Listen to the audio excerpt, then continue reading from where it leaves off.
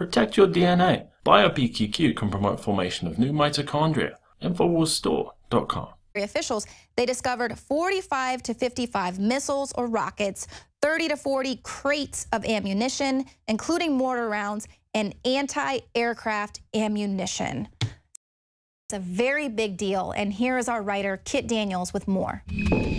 This is Kit Daniels with Infowars.com. Now, recently, the Prime Minister of Turkey, which is a NATO country, was caught by his own military smuggling guns to ISIS in Syria. Now, why would he do that? For one thing, Turkey is predominantly Sunni Muslim, whereas Syria is Shiite Muslim. And there's been a centuries-old conflict between Sunnis and Shiites. Also, Syria rivals Turkey as a place to put a strategic oil pipeline running from Russia to the west. Now, if this pipeline is worth billions of dollars, maybe even trillions of dollars, and it would be to NATO's benefit if the pipeline was run through Turkey so they could geopolitically isolate Russia if they wanted to. So this is why you see Turkey openly arming, training ISIS as part of their proxy war to topple the Syrian government so they can go into Syria, take the oil, then install a public regime that promotes their own agenda. Once again, this is Kit Daniels with Infowars.com. Now, if you want to know even more about this, just go to the article, Kit Daniels' article. It's up there, Infowars.com. Turkey's prime minister caught arming al-Qaeda.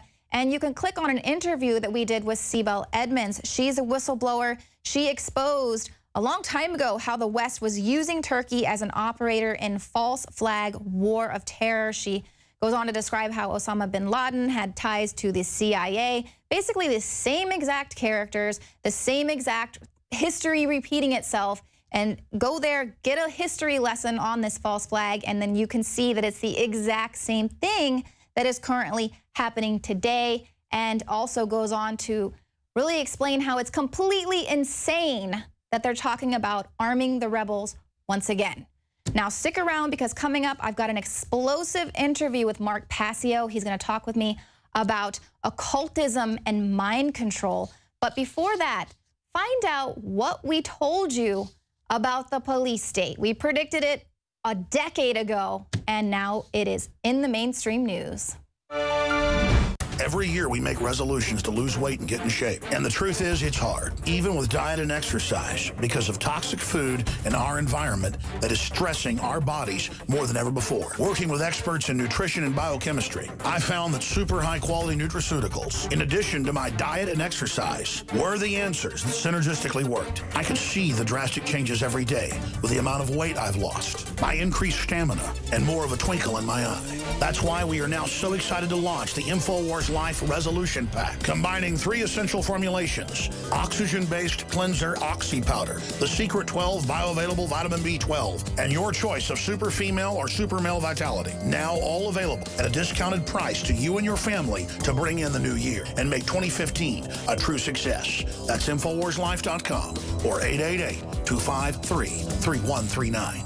2015 is the year to do it, and it all starts at InfoWarsLife.com.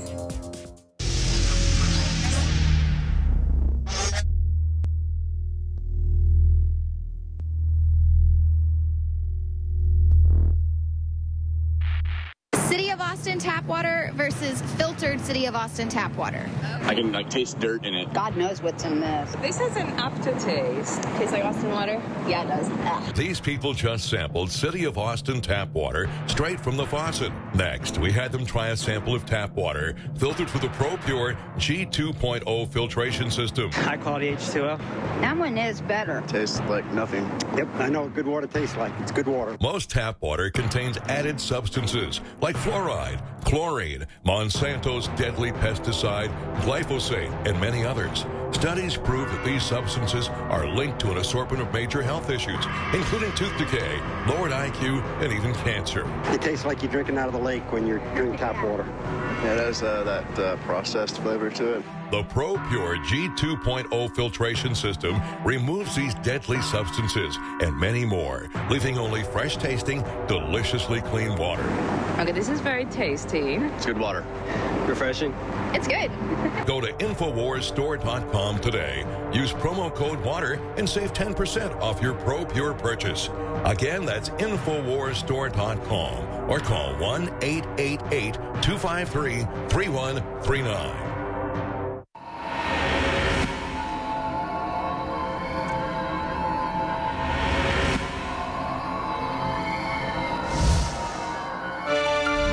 Well, no doubt tonight's State of the Union address is going to feature Obama calling for tighter cybersecurity legislation, and he's probably not going to talk about their surveillance state, and he's definitely not going to be talking about the fact that cops don't even need a warrant to see inside your home.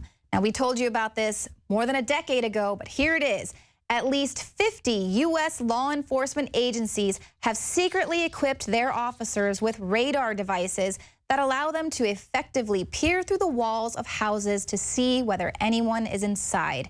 These agencies include the FBI and the U.S. Marshal Service. They began deploying the radar systems more than 2 years ago with little notice to the courts, no public disclosure of when or how they would be used. Now, these radars work like finely tuned motion detectors. They use radio waves to zero in on movements as slight as human breathing from a distance of more than 50 feet. And they can detect whether anyone is inside of a moving house, where they are, and whether they are moving.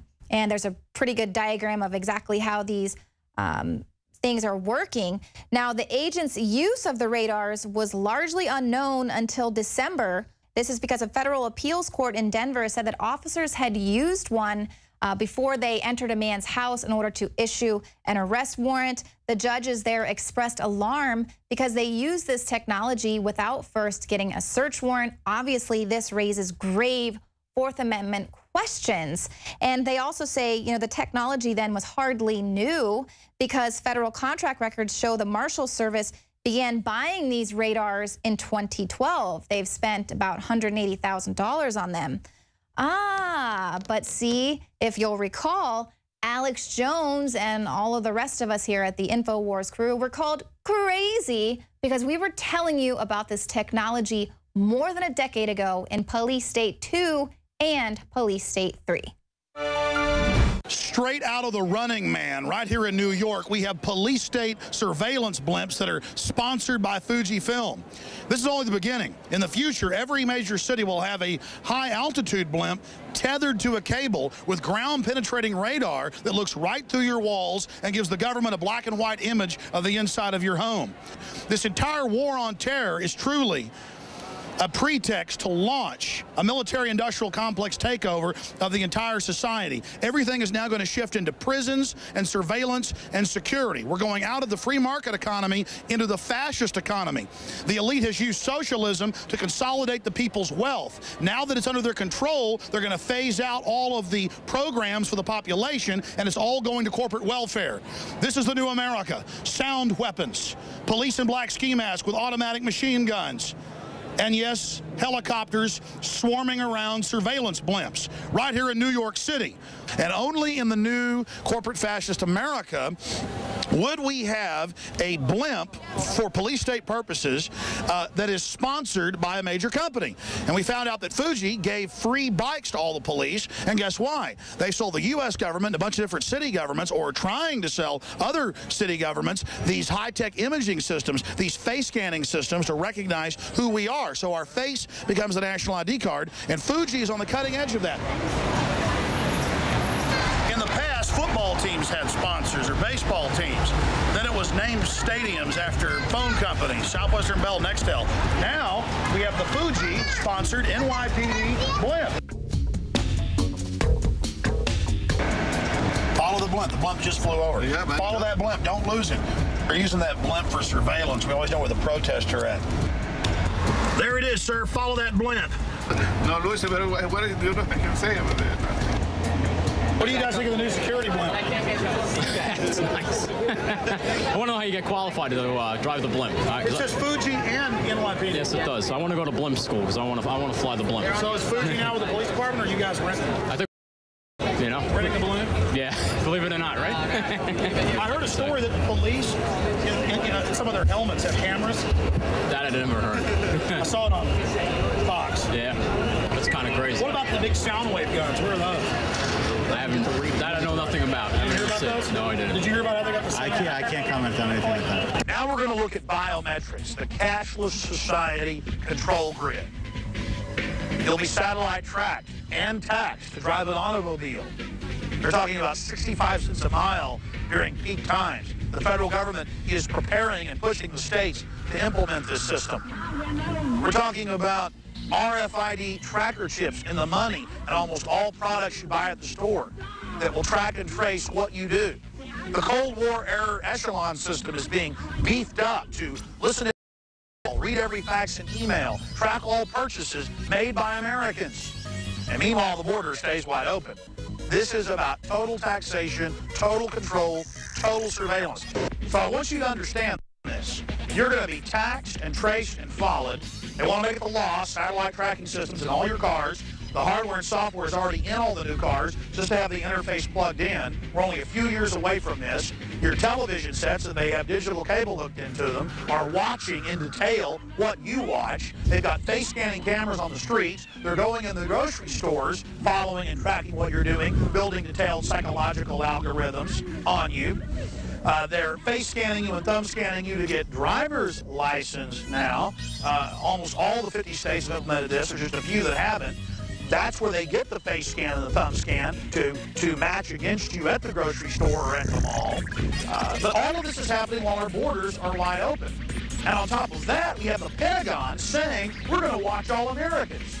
Now, that's the hallmark of Mexico or Russia or Guatemala or Communist China. You have the army, the military, watching the people.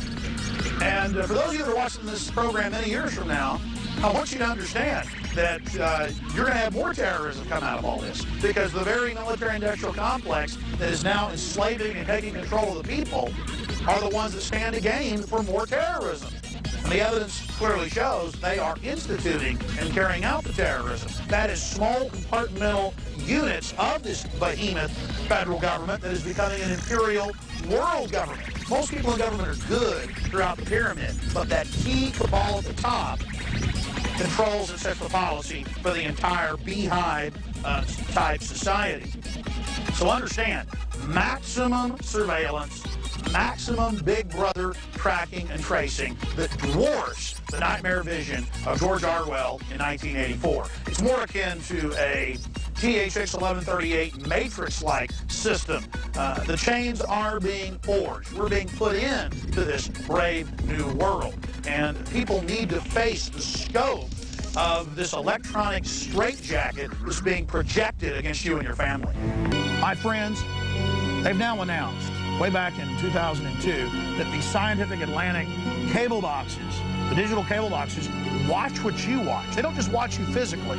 No, they pierce your mind. They build psychological algorithms. Every part of the show is Q-scored, the psychological rating. The ads are even scored, and it all goes back, and computers go through that data, just like cookies when you surf the internet, but with more detail. It's worse than 1984. It doesn't just see what you're physically doing, it builds detailed psychological profiles of you. There's satellite tracker systems already ready for the hubs to be plugged in. The federal government is announcing that they want to do this. They're preparing the states. We're only a few years away from it. They're standardizing it and promoting it as a safety feature. It'll track, trace, turn your car off, tax the living daylights out of you. Face scanning cameras in the grocery stores. Just total control. Every email, every fax, everything you do tracked and traced. And the symbol is New World Order with an all-seeing burning red eye radiating the earth. Big Brother will be watching America. Giant information matrix to track movements. Federal regulators ease restrictions on technology that can see through walls. This is all their system.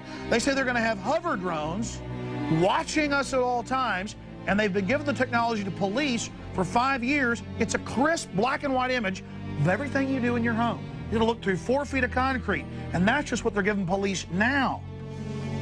FBI spy planes patrol U.S. and use systems that look through your walls. And continues, you are a suspect.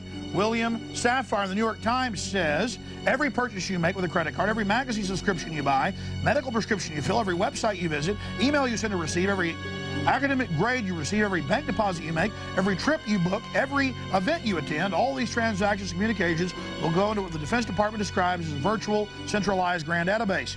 And then it says that it will also add all private stuff to that. And you know why they're throwing this in your face? As a chilling effect so you don't stand up against them. Let me give you a little secret. They can listen to everything we do. They don't have personnel. They had 10 million people. They couldn't read all the billions of faxes and emails and letters, even with keyword software. So they don't have personnel to actually implement this unless you accept all this evil, accept torture, accept this mind warp, and go along with it. They need you to play along. You can stop this. But if you do play along, go ahead and serve them. They're going to absolutely ruin your life and your children's life. They seem to go after folks that serve them even more. It's like God allows it to happen or something. I've just observed it for years. Airline security experts want to know whether what you have in your heart. Forget about what's in your suitcase. What the government really wants to know is whether you have evil in your mind. And by the way, they now, in Boston Logan Airport, have put a NASA brain scanner in, and 4 other airports have put it in. It's total quackery. They've proven the old-fashioned lie detector's a fraud. They've already proven that. Now they go, oh, the brain scanner says you're a terrorist. It shows you're with them. It actually says this. The computer says you're guilty. I mean, think about this. Road cameras raise arrest. Push to take number plate scanners nationwide. From England to the U.S., they're scanning your license plates as you drive. Hot car. See, it was just for traffic reports. Now it's, oh, we're going to use it for law enforcement. Yeah. See how that works? They won't put cameras on the border, and the border is being dissolved. Always remember that key point. They're getting rid of the national sovereignty. Now it's just road cameras. They focus on terrorism. See, they've got to watch us, and they've got the tips program where your cable guy and your phone man tattle on you, and your neighbors do. And now 4 New Jersey school districts test the kids when they come into school for drug residue. And bars in New York and in London are testing your hands to see if you've taken drugs before you go into the bar. I mean, it's nuts. It's just crazy. They go, oh, it's voluntary. Also, in-car boxes, safety measure or spy tactic. And now I admit, oh, these little boxes are already in all your cars.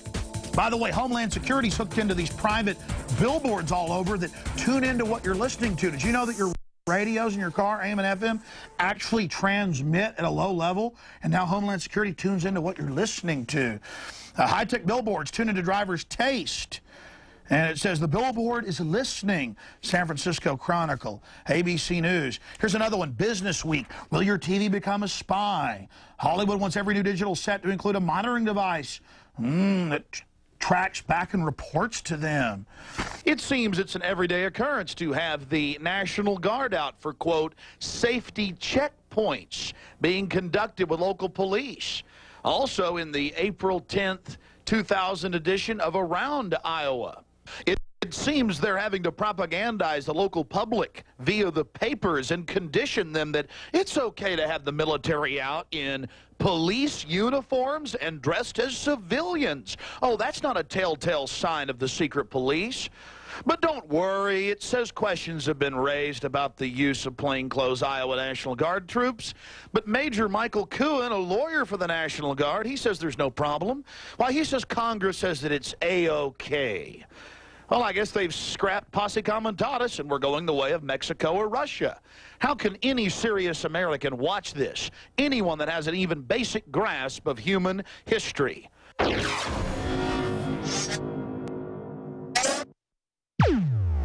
Sold out for weeks due to the difficult and extensive proprietary process behind its creation, the exclusive Infowars Life Secret 12 formulation is now back in stock in the last limited shipment of 2014. The most bioactive form that has been created with our proprietary process. This ultra-clean vitamin B12 nutraceutical has been carefully crafted and developed over the last 2 years and is based on cellular science of how your body actively absorbs essential nutrients. Secret 12 is taken by mouth, right on the tongue, and then swallowed. No needles, no injections. science, vitamin B12 deficiency is linked to scores of serious problems. And Secret 12 is a fusion of two organic, proprietary forms of vitamin B12, bringing you a true nutraceutical quality vitamin B12. Secret 12. Secret 12 is an excellent Christmas gift and is tailor-made to boost your New Year's resolutions. Supplies of Secret 12 are very limited. Secure yours today at InfoWarsLife.com or by calling toll-free 888-253-3139.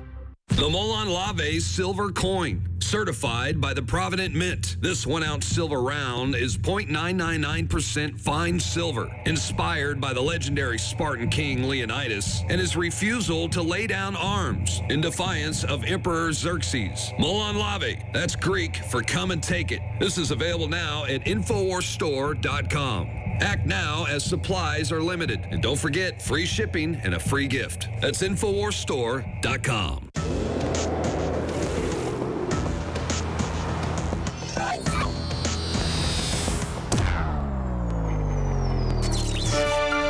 My guest today is Mark Passio. He is an independent researcher, radio talk show host, a public speaker, and also a freedom activist from Philadelphia, Pennsylvania. And he has assembled a vast amount of knowledge on occultism, spirituality, metaphysics, symbology, and consciousness. You can find all of that information on his website, whatonearthishappening.com, as well as freeyourmindconference.com. And he joins me today to talk about occultism and mind control. So Mark, thank you for joining us today. I know we've got a lot to talk about in a short amount of time. So I wanted to kind of give a tri-part question here first, just kind of give a little bit of a backstory. I've heard you say in a few of your lectures that you were actually a practitioner of the dark occult. Obviously, this is where some of your expertise comes from. You can confirm that these occultic symbols are being employed. They do have power. But what does that mean? What does that mean as far as you are practicing? Was that like Satanism, Luciferianism, some sort of other dark occult that I don't really know about? And then, of course, what compelled you to kind of seek out that knowledge, and what was it that helped you kind of realize that maybe that wasn't where you wanted to spend your energies? Sure, that's a really great question. Well, in my youth, I kind of accepted, without much questioning, a lot of the religious dogma and indoctrination that I had been given by family members and school teachers. And I come from a pretty standard Roman Catholic Italian background in South Philadelphia. And my family was kind of the type that never really challenged belief systems, certainly never questioned authority, anything like that.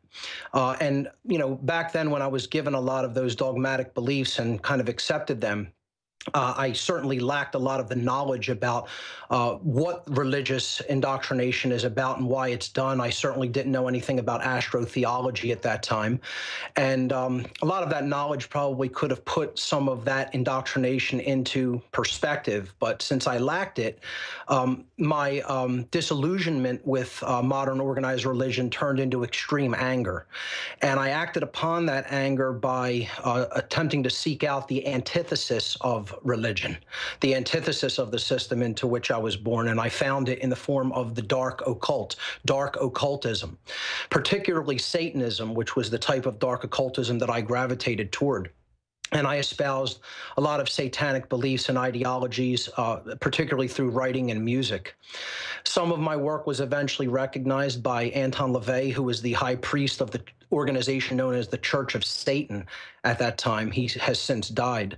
But he asked me to take part in the Church of Satan and become a priest within its membership.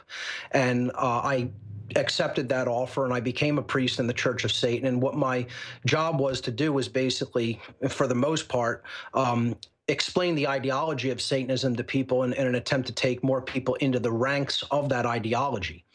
As my involvement with Satanism in general, not just the Church of Satan organization, grew, I became aware that this wasn't an isolated group of individuals that were just working with occulted or hidden knowledge in order to essentially grow their own personal power, but they were groups, internetworked groups of people who were working together, and they came from an eclectic array of people from every walk of life, every social institution that you could imagine. There were Satanists placed in positions of high power and influence within those institutions, including politics, banking, law, military, law enforcement, entertainment, technology, medicine, education, and every other area of our lives. And they were not isolated individuals that were just trying to increase their own personal power and influence. They were working together as a tight-knit unit toward a common goal, and that common goal was to increase their own collective power at the expense of everyone else's rights and freedoms. When I became aware that that's what the satanic hierarchical network that is in place in this world was all about, that it was in fact about slavery, my consciousness, my conscience, would not allow me to proceed any further with involvement in these groups. And I began to basically pull back from my involvement. And people will often say, well, weren't they extremely angered by that? And didn't they try to keep you in the group? They were initially trying to groom me for higher levels of involvement with other network and think tank groups that, go much higher into politics and certainly into eugenics operations. But when I became aware of what the overarching agenda of the whole satanic hierarchical network that's in place in the world was about, I desisted with my involvement in those groups. And people will ask, well, didn't they try to reel you back in? Didn't they threaten you? They were absolutely unconcerned with my leaving. They simply basically said, there's nothing that you can do to change anything. We have people's minds and we have society right where we want it. And go and do your worst and tell people about what you know, and that you're going to be banging your head against a concrete wall for the rest of your natural life. So go and do your worst, because there's nothing that you could possibly do to hurt us. That was their attitude when I left.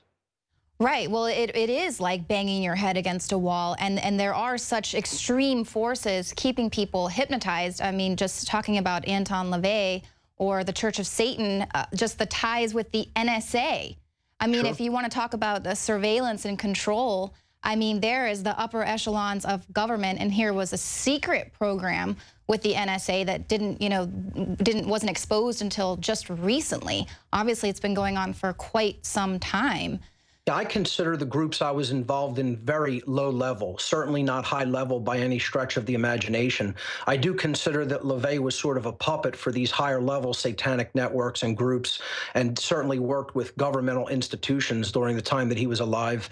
And most people don't really understand what the ideology of Satanism is. They think it's about devil worship. It has nothing to do with the worship of the Christian notion of the devil.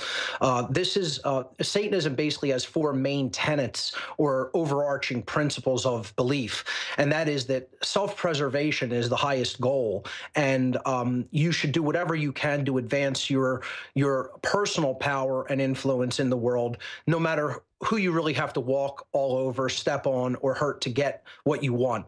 That's really the number one tenet. And if you look at society, most of society is stuck in that cutthroat, dog-eat-dog mentality.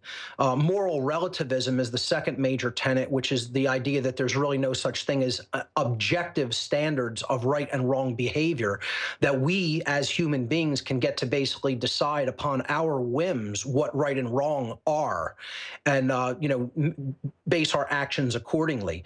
And if you look at most of society, I would say more people than not are moral relativists than moral objectivists, who think that there is an objective standard of right and wrong behavior.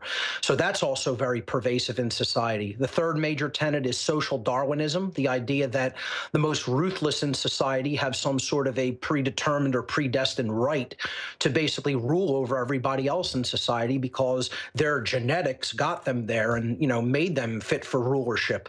And, many people will actually think like that and think that that's okay, that that's just the natural order or the way things are. So that's also very pervasive in our society. And finally, the fourth main pillar of Satanism is eugenics, the idea that those who are socially fit to rule, and they're the fittest in society, and therefore they've come out on top and they're ruling the roost, well, they can get to decide who basically propagates their genes and who does not, or in other words, who gets to live and who dies, who must die. Wow, that's incredible, because that's obviously so many things that we're trying to expose here at Infowars. And, you know, we talk about this self-preservation thing a lot, even when you see these members of secret societies, and how you think, how do these people literally get away with murder sometimes, or awful things that are hidden, pedosadism, things like that, that you wonder, how are these people in the law enforcement or politics, how are these crimes being covered up? But it is this sort of secret society, self-preservation system that they have to protect each other and protect this overarching, you know, unforeseen hand that's sort of controlling everything. So what about these occultic symbols that they're using and kind of pervading our society? What's out there that you know of, and how is it being used? Well, I think a good precursor to this would be to simply explain what the occult is, because many people hear that word and they really don't understand what it means, and they have an erroneous perception of what occultism in general is. The word occult is derived from the Latin language. It comes from the Latin adjective occultus. Occultus in Latin simply means hidden from sight. And, you know, the verb occultare in Latin, occultare, means to hide, to conceal, or to keep secret. So both of these words in Latin are in turn derived from the Latin word oculus. Oculus means eye. So it all has to do with what can be seen and what is not easily seen. That which is hidden from view, which is veiled from our sight, which is difficult to see because in many cases it operates in the realm of the unseen or the spiritual realm. Occultism is a body of science, which is just not generally known to the wide body of human beings. It's hidden knowledge about two overarching fields of study of human endeavor, and that is the human psyche, the mind, and how the mind works, all of its inner workings and operations, okay? How the psyche actually operates, what human motivations are and how they work. I would call this the inner world of the individual. And in the occult, this is often referred to as the lesser arcana, or the body of knowledge that constitutes the microcosmic world. In other words, the world of the individual, the psyche. Then there's a second body of knowledge that is about the greater spiritual laws that ultimately the entire universe is bound by and works according to. This would be considered the major or greater arcana of knowledge, or the macrocosmic world. This is knowledge about the spiritual laws of the universe, and also the physical sciences, because much of the physical sciences workings is also occulted and hidden from us, so that our society doesn't progress and advance in ways that the people who currently hold the reins of our society don't want it to. So we have to understand that there's a body of spiritual, or what I simply refer to spiritual laws, or what I simply refer to as natural law in my work, that is a part of the occult knowledge. It's a part of the macrocosmic knowledge that comprises what is known as the major arcana, or the greater arcana of occult knowledge. That being said, those two bodies of knowledge really constitute everything that humanity needs to understand to become free. That's why it is hidden. That's why it is occulted, because the people who are currently enslaving humanity and who are currently running our society don't want the playing field to be leveled by this knowledge being understood by people. Because if people understood it en masse, they would be able to empower and free themselves from what is being done to them, from them being kept in the condition of human slavery as they are right now. Occult knowledge is neither good or bad. It's not something that is inherently positive or negative.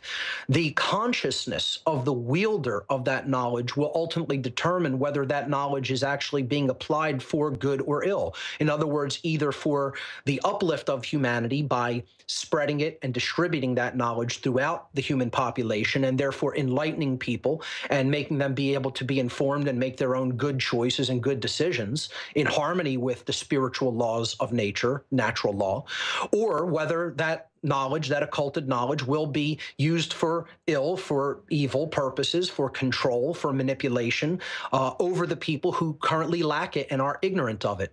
And that's the difference that I would describe between light occultism, or what I simply have come to call de-occultism, which is what I consider myself, a de-occultist, someone who is trying to bring that hidden knowledge out into the light of day for all to see and understand, versus dark occultism.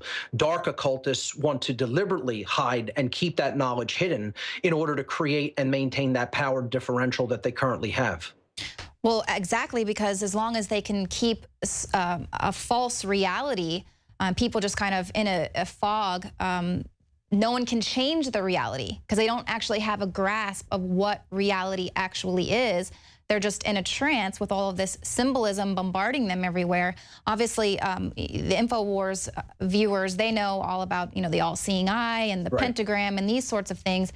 But this symbolism is in advertising, just basic advertising. Talk to me a little about that. Sure, it really goes quite deep, and I think this example that I would like to bring up is going to really illustrate what the occult truly is and how it's applied in society, and how it works upon the psyche of individuals that have no idea about the symbols that are used against them, and they have no idea about the deep inner knowledge of the psyche that is wielded over them by people who do very deeply understand it.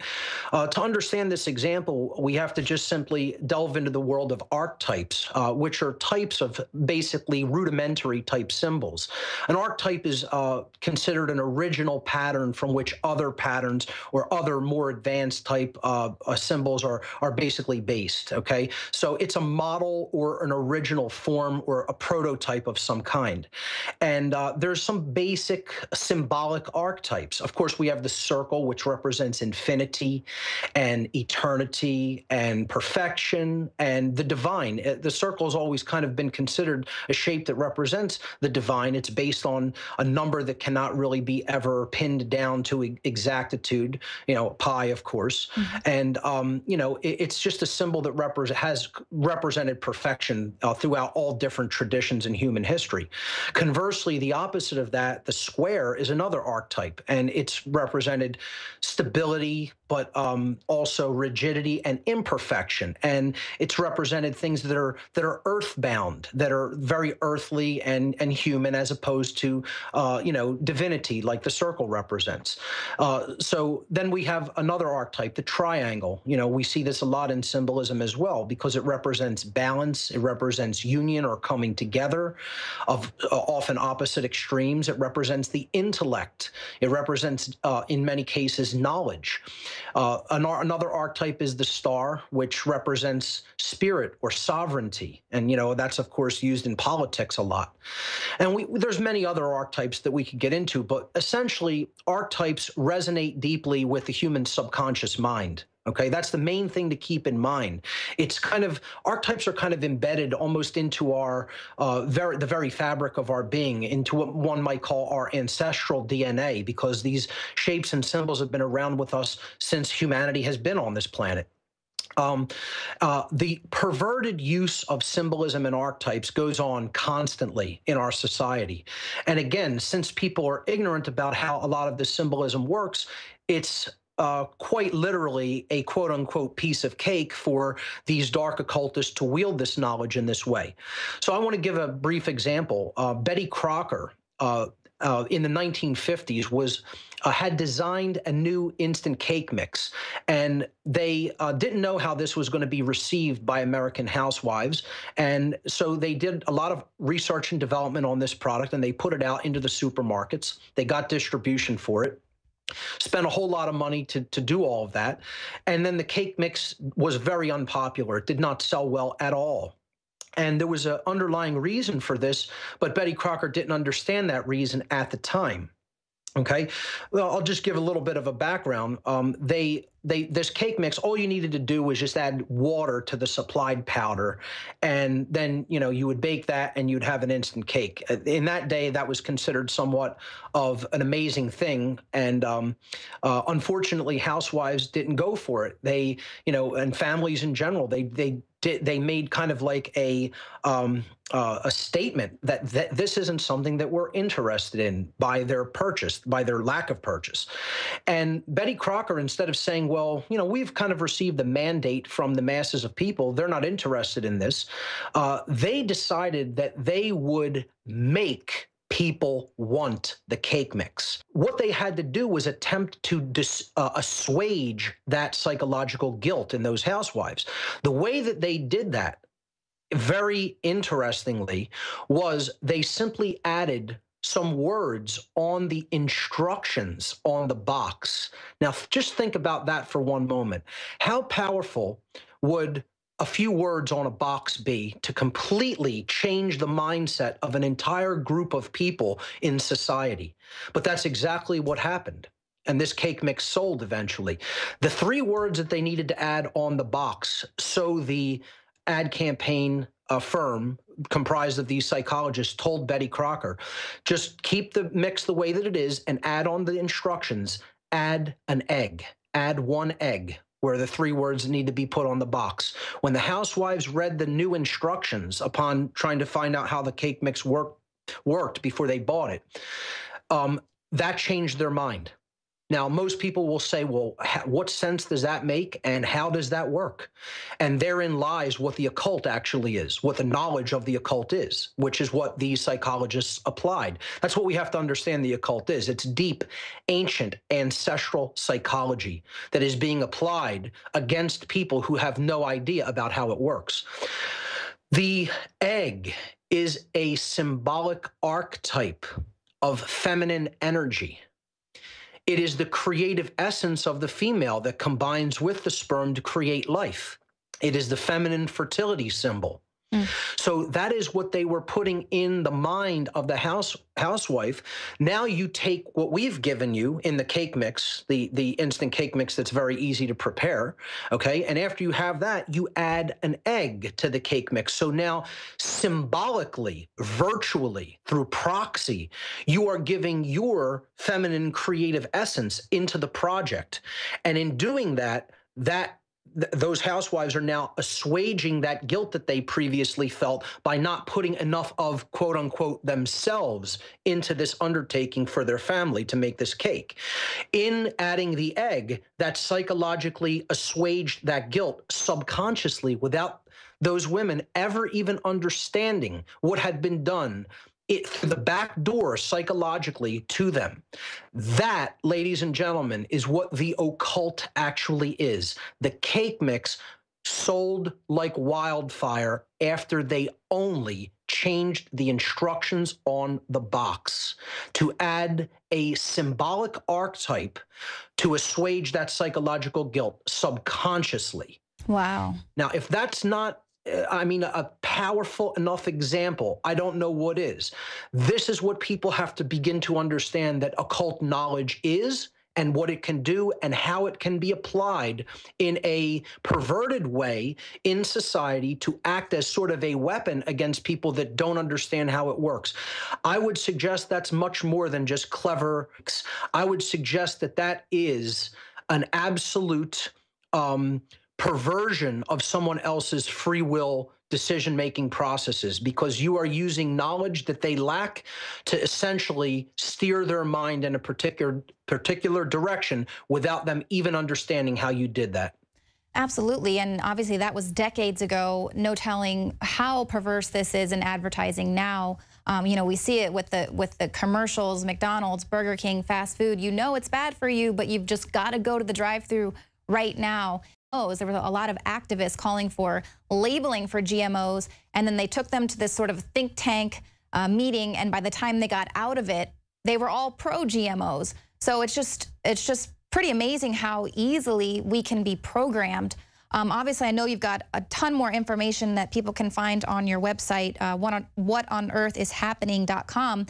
But just in the last few minutes, is there any advice on how to avoid all of this, or is it all just a matter of educating yourself to the reality so that you can, you know, avoid being brainwashed, basically? Well, I would say, like any other aspects of problem solving, in looking for a solution to what we're facing today in our world, which is certainly about mind control and occultic manipulation of the human psyche through knowledge that is being perverted and exploited. The first step is to recognize that the problem exists and to begin to understand not only that the problem exists, but what are the causal factors of that problem. I would suggest deep ignorance is one of the largest causal factors of the problem that we face as a species. We could talk about the symptoms, and all the different aspects of society that are broken until we're blue in the face, but they're really symptoms and they're effects of the underlying causes. We need to stop trying to treat the symptoms, and we need to go into the realm of consciousness and the understanding of this heretofore occulted information, this occulted knowledge, because it's knowledge that has been hidden about how we work. That's some of the most important knowledge that there is self-knowledge. And then the other knowledge that's been hidden is the knowledge about how the universe works, particularly the spiritual laws of the universe. See, when we start to understand the causal factor lies in ignorance, we're making a diagnosis about the causal factors of the problem. We're not just treating the symptoms. And if you just look at the word diagnosis, that's the first step of healing. You got to make a diagnosis about what's wrong. Dia in Greek is a prefix that means through or by way of, and then the word gnosis in Greek means knowledge. So we're going to get to the solution by way of knowledge, through the knowledge of the causal factors of the problem. Then we can understand how this manifested condition that we've arrived at, called the current human condition, which so many people will say we do not want to be present and we want to get out of this current condition of slavery and control, okay? We can't do that unless we have an accurate diagnosis through knowledge of what the causal factors that created that manifested condition actually are. And in a nutshell, the answer to that, the knowledge that we need to understand, are those spiritual laws of the universe, what I simply term natural law. And my working definition for that is the universal, non-man-made, binding and immutable conditions that govern the consequences of human behavioral choices. So they're universal. That means these laws exist everywhere in creation. There is nowhere that you can go to escape them. They are in effect and you are bound by them. They're non-man-made. They weren't put into effect by any beings in the three-dimensional world in the universe. They were put into effect by the creative force in the universe.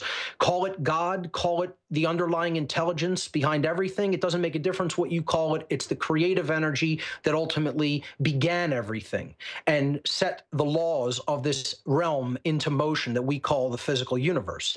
These laws are binding and immutable. That means they're in effect whether we understand them or whether we like that they're in effect or not.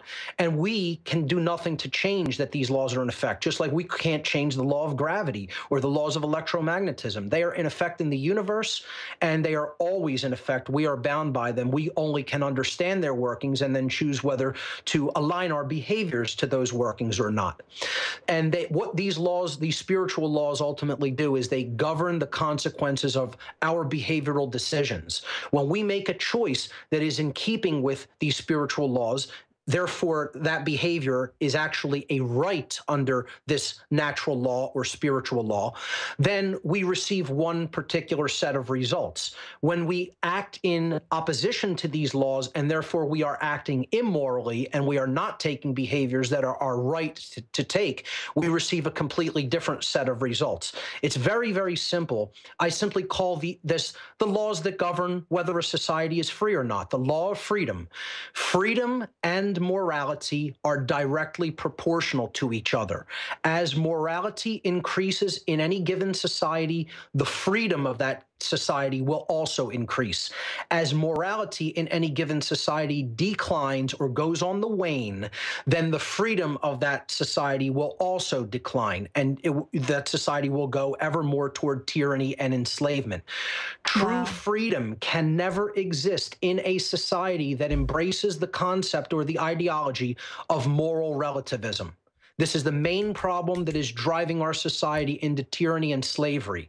Moral relativism, again, is the idea that there is no inherent and objective difference between right or wrong behavior. So humanity may be the arbiters of that. We can decide what right and wrong, or decide for ourselves through our whims, our likes, our preferences, what right and wrong are for ourselves, that they're not objective standards of behavior that are set in spiritual law. So the real solution is to understand natural law, the universal spiritual laws that govern the consequences of our behavioral choices, whether we choose morality or immorality. The only way we're ever going to get out of this mess that we've worked ourselves into is to become truly moral beings and to increase morality throughout our entire society. That's when we'll make progress toward true freedom.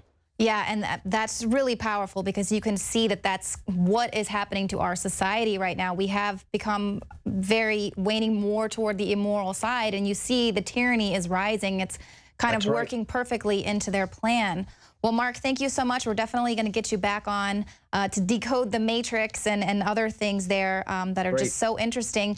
But if you want more information, whatonearthishappening.com. Mark Passio, thank you so much. Leanne, thank you so much for having me on the show today. Stick around because right after this, we will be live in studio for our State of the Union coverage.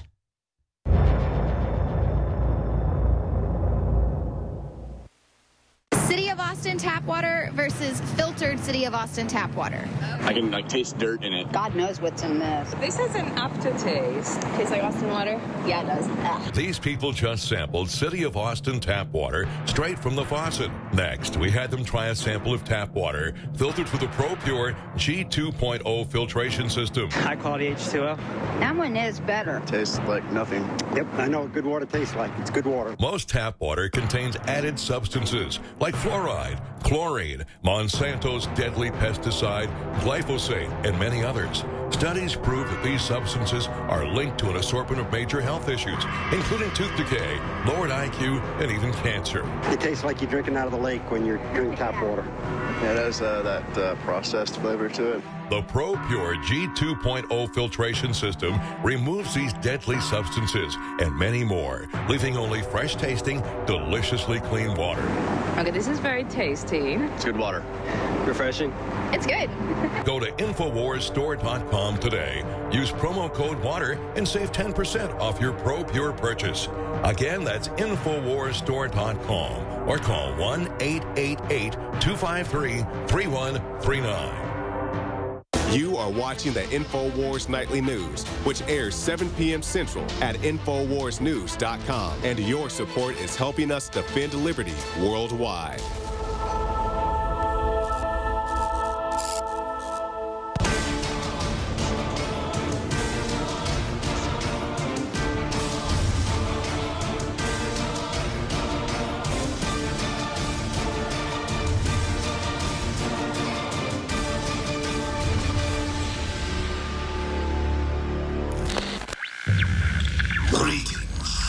We are Anonymous. We are Legion.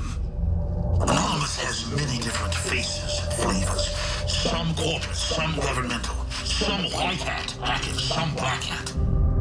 This transmission is important because we represent the largest contingent of white hat activists dedicated to human liberty worldwide and the destruction of globalist tyranny on a planetary scale. On this momentous occasion, we wish to address the chief figurehead of the West, Barack Obama, who in a matter of minutes will address the world in another State of the Union. In your speech, you will claim that you are battling ISIS and Al-Qaeda in the Middle East, but your own military and former top generals have gone public this day, exposing the fact that Western governments are behind the funding of ISIS and Al-Qaeda to destabilize all of Africa, the Middle East, Europe, and the world. You will speak tonight of racial unity, while your agents, Eric Holder and George Soros, spend tens of millions of dollars a month causing racial division and hatred in the streets of America. Your collusion with the Republican tyrants in 2014 to pass regulations shining the American people onto trillions more of derivatives is another crime for which you will soon be exposed. You swore to repeal the Patriot Act, but expanded its powers. You signed the NDAA, allowing the secret arrest, torture, and execution of American citizens. And now your operatives in Congress have reintroduced CISPA to censor and control the internet and muzzle free speech. You lied over and over again about the true nature of Obamacare. It's increased prices, cut workers' hours, raise their payroll taxes, established death panels, but most importantly, increase the profits of the insurance companies more than 40+%. Yes, you've done a fabulous job. And now you want to increase gas taxes and carbon taxes, but American competitors are exempt, and that will only ensure more of our jobs are shipped overseas.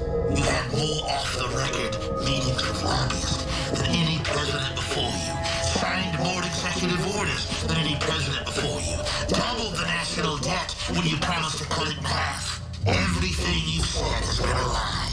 You are a fraud, and by exposing you, we expose those that are behind you who wish to stay anonymous. And finally, you have promoted the disarmament of individuals across the planet and backed tyrannical regimes in their attacks on innocents on a planetary scale.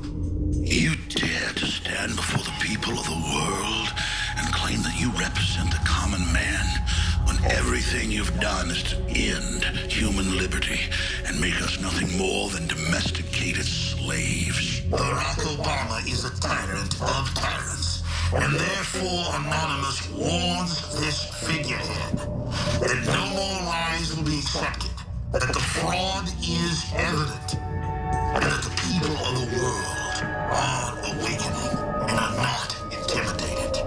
As Edward Snowden recently warned, the information that he and others will soon release will bring down corrupt Western governments. True Anonymous is peaceful and not violent, because the pen is mightier than the sword. We are Anonymous, we are Legion, and the State of the Union is a fraud.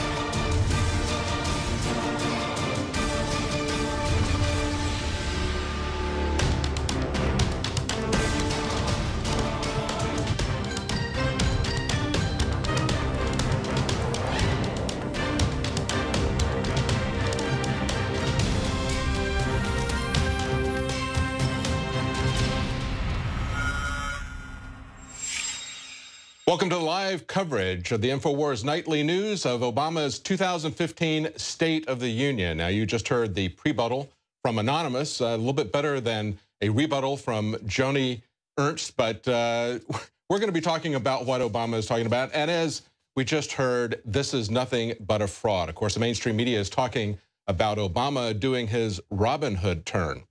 Actually, Obama is the King John, and he's going to be talking to the House of Lords. And these people have made themselves just as much of a ceremonial anachronism as the House of Lords truly is. So I've got with us in the studio here, we've got Leanne McAdoo and Jakari Jackson.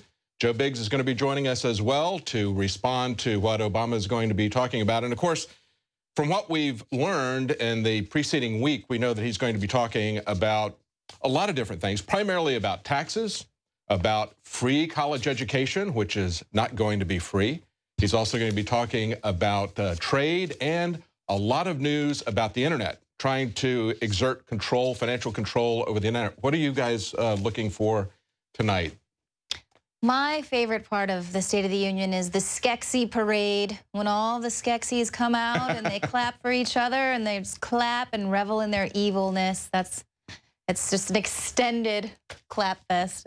Well, I'm looking forward to hearing him talk about. There's Lindsey Graham. Your best buddy, Lindsey Graham. Right next to John McCain, where they always, you can't separate those two guys. I'm sorry, go ahead. Oh, no, just hear him talk about the war on terrorism, how he plans to combat that while continuing to fund our opposition overseas, and also hear about how he plans to help the economy. You know, we've seen a lot of things, banker bailouts. Now he's talking about the free college tuition. As we know, nothing is free. Somebody has to pay for it. So who is this going to be? I'm interested to see who that's going to end up being.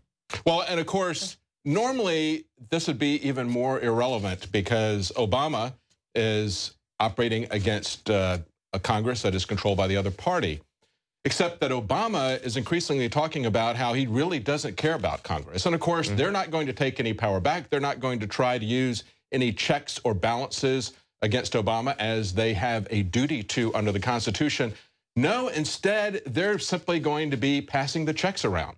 Whether it's passing the checks out to the bureaucracy that does whatever it wishes and writes most of the laws, calling them regulations, or whether it's passing out the checks to his corporate sponsors, or as he's done in the past, passing out checks to his own members on the House floor as they're coming up for a vote on something that affects the people that are writing those checks that Boehner is passing out. Remember that? Can we get that clip? The Do you guys have that clip ready? Lobbyist. Yeah, the tobacco lobbyist. That's a great clip, a great find. While we're waiting for them to come in, and he's going to be fashionably late, can we play that clip if you guys got that clip up?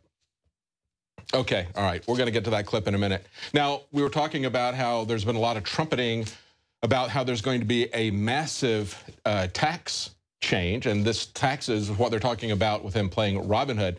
He's talking about doing $320 billion worth of taxes. And of course, it's kind of hard to get your head around numbers that are that large. So to give you an idea of what that amounts to, there's 84% of the countries in the world that have economies, the entire gross domestic product is that amount or less. $320 billion. That's how much social engineering Obama is proposing. And of course, this is more of a State of the Union in terms of revealing his plans and what really might happen than we've seen in the past, because again, he's going to make it happen with his executive orders. He talked about after the election, he really didn't care that Congress had a majority of Republicans because he was going to push his climate agenda through. With his executive orders and with the permanent entrenched bureaucracy, like the EPA in this case, he doesn't have to go to elected representatives. And as far as he's concerned, it's absolutely irrelevant what you, the people, chose in the last election. And of course, we know the elections themselves are notoriously rigged. But even with that, he could care less. He's going to do whatever he wishes.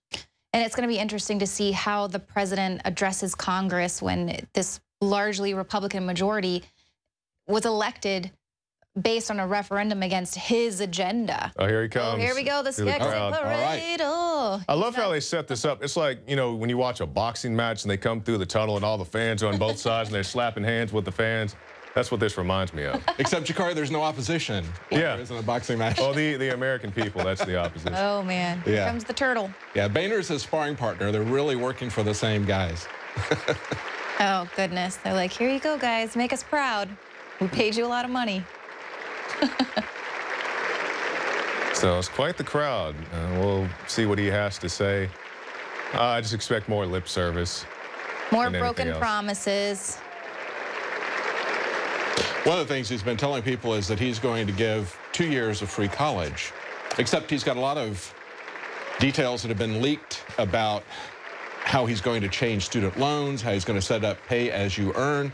And of course, one might ask the question, well, if it truly is free college, why do we need student loans? If you read the details, he's talking about up to 75% of your tuition at junior college. So everything about this is a lie from the get-go. And if they want to talk about Robin Hood, we need to understand that Robin Hood took money from the rich and gave it to the poor. The people that are taking the money, the King Johns, the sheriff of Nottingham, these are the guys that Robin Hood is fighting against. But this isn't even the super rich that he's targeting. He's targeting the, I guess you would call them upper middle class.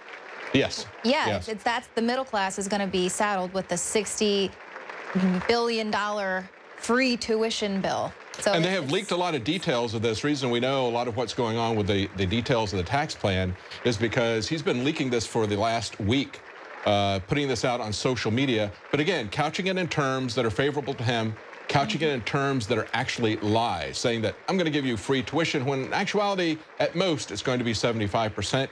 They're going to set this up to take this out as withholding from your paycheck if you get a job. And of course, you're going to be paying for this. We'll talk about this. We're going to analyze the implications of this. But of course, Obama wants to open up our colleges to illegal immigrants. That's been one of the big thrusts, of course, with the Dreamers. People who are 31 years old or less can come here and get free education. They can get in-state tuition anywhere in the country, unlike American citizens. And of course, if they're going to set up free college for 2 years, or even 75% of it for 2 years, guess who's going to be paying for that forever?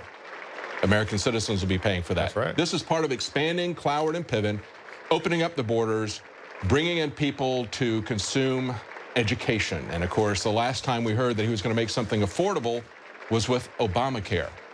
How did that turn out? The Affordable Care Act. We're all going to find out here soon when we pay our taxes. I think a lot of people are going to be really surprised to see, you know, how much they like those plans they didn't get to keep. And how he talked about the taxes would not increase, you know, and across the board taxes increased. One of the things that's buried in this, the details, is that he is going to require employers with 10 or more employees, he's going to require them to set up individual retirement accounts. Now, the last time he did this, making health insurance affordable, that was initially called a mandate, and then very quickly they called it a tax to get it to pass the Supreme Court. Of course, it is a tax. Of course, it is income redistribution. He was playing Robin Hood with affordable health care, except that he was robbing the American people and giving it to the insurance companies and the banks. And that's what they've been doing all along. Yeah, and we talked about that earlier, how the savings, retirement plans are the first things to go. The pensions are the first, you know, place where they dip their hands in the pockets of pensions. So who's to say what's going to happen with the compounding interest in an IRA that your employers are mandated to give you? Absolutely. And one of the first things he's going to do is take away education IRAs. That's part of this plan as well. So he talks about free education. That's free education if you're going to be dependent on Washington. If you wanted to set aside money in a 509 plan, he's going to take that away from you. Privilege and distinct honor of presenting to you my exact same speech from last year. There you go. The speechwriters have such an easy job when it comes to the State of the Union. They just recycle it year after year. Pretty much, yeah. Thank you. Thank you so much, please. Mr. Speaker, Mr. Vice President, members of Congress, my fellow Americans. We are 15 years into this new century.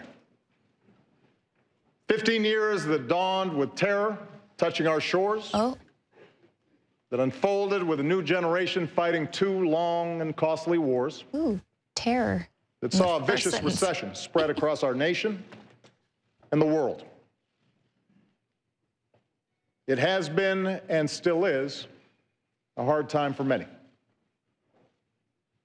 But tonight, we turn the page. Tonight, after a breakthrough year for America, our economy is growing and creating jobs at the fastest pace since 1999. Many of those government jobs. And low income, that you got to get 3 of them to feed your family and get food stamps. Part-time jobs. People have to have more jobs because they're losing their full-time jobs because the employers can't afford to pay for the Obamacare. Walmart and other employers as well. And now think with this new mandatory IRA, how many small businesses are going to also be pushed out. Oh, yeah. Can't do that. The unemployment rate is now lower than it was before the financial crisis. More of our kids are graduating than ever before. That's a lie. Yeah, well, even if the kids are graduating, they don't have jobs to go to.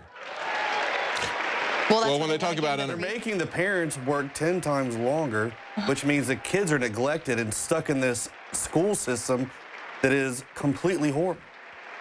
That's right. When they talk about unemployment, they're very careful about how they define that. They don't count. Peanut gallery. As we've been in almost 30 years. I mean, can the guys say 2 sentences before they start clapping again? They're like, you lies, lies. They eat it up every year. For the first time since 9/11, our combat mission in Afghanistan is over. Oh, remember what happened last time they applied. Now we can sell the drugs freely. Yeah. 6 years ago, nearly 180,000 American troops served in Iraq and Afghanistan. Now we're sending them somewhere else. Today, fewer than 15,000 remain. And we salute the courage and sacrifice of every man and woman in this 9/11 generation who has served to keep us safe. Except for the American sniper. They didn't like that too much. I mean, I have no issue with the troops. It's the missions that they send these guys on.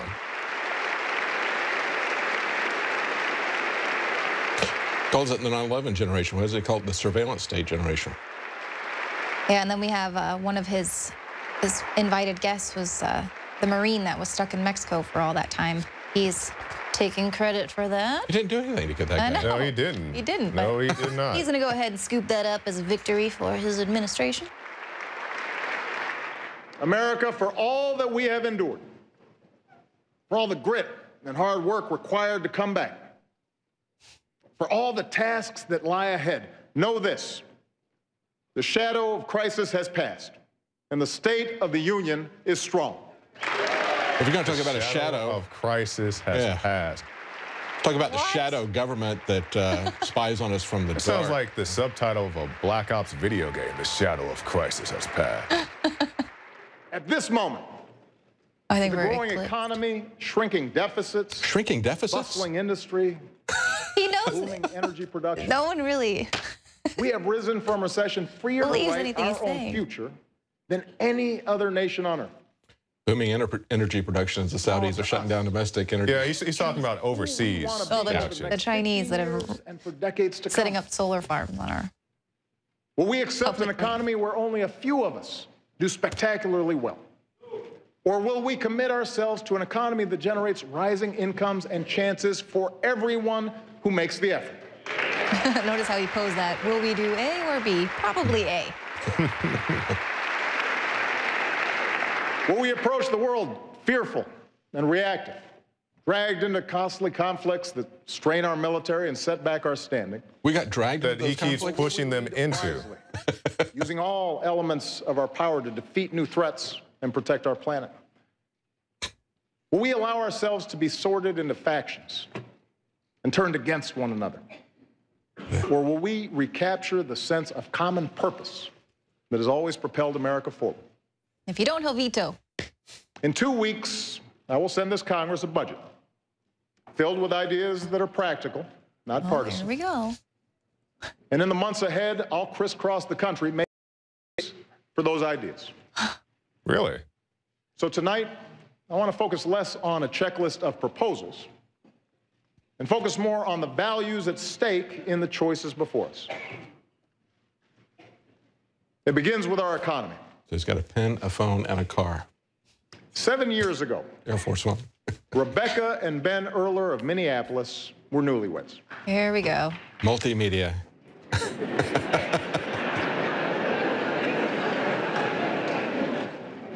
She waited tables.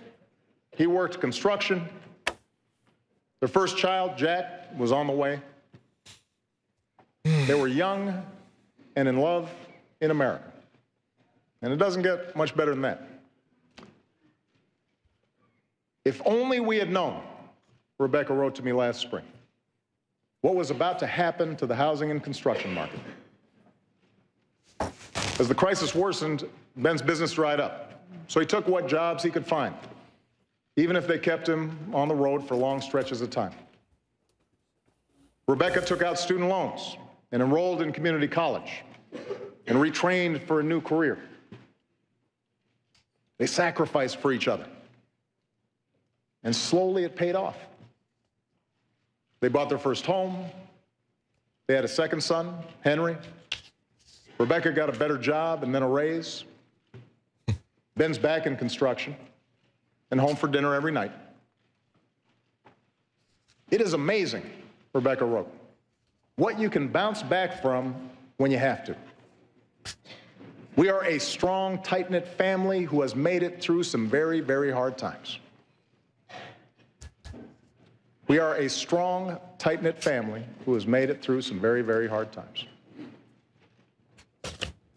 America, Rebecca and Ben's story is our story.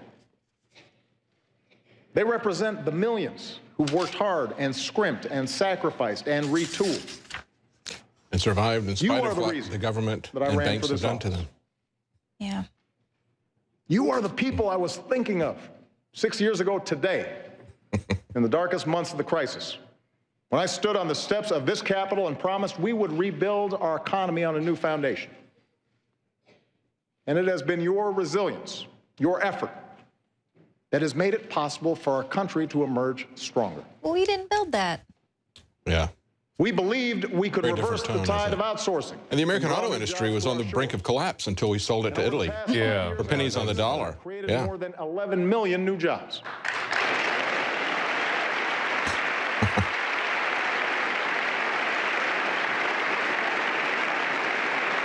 And like I said before, a lot of these are government jobs. Yes. And the way they define unemployment, they exclude people who have been unemployed for a period of time. Stop looking. And protect our planet. And today, America is #1 in oil and gas. No thanks to you. America is #1 in wind power. Every 3 weeks, And you're we sitting there bring online celebrating this as the Saudis have just collapsed any domestic production. You're going to see that. lower gas prices. You're going to see that graph go exactly the opposite direction. A typical family this year should save about $750 at the pump. Don't worry, they're going to add that back in taxes, and you'll hardly even notice it. I believe that. It'll probably be taxes and also, at when the you talk pump. about these solar farms, I think solar is a great technology, but you know, you have the environmentalists are saying it's so great, but then birds fly over and they get burned up. Right. All those streamers, I believe. Our high school graduation rate has hit an all-time high. But not our literacy rate. So you can cherry pick what you want for stats. Yeah, we'll get them through, but we don't prepare them for what's up ahead. Right. We believe that sensible regulations could prevent another crisis, shield families from ruin, and encourage fair competition. Today, we have new tools to stop taxpayer-funded bailouts. But we Oh, didn't do wait a that. minute. They Wait a have minute. the tools. You just put the taxpayer on the hook for all the derivatives of the banks. You just gutted this. You just gutted the oil industry that was domestic. And I mean, this is just amazing. Like 1.3 trillion. We're on the hook This for. lackluster Affordable Care Act, where you go to the kiosk or you go to the VA Watson thing that Biggs just did that report about, and then they pretty much give you some silly diagnosis. At every step.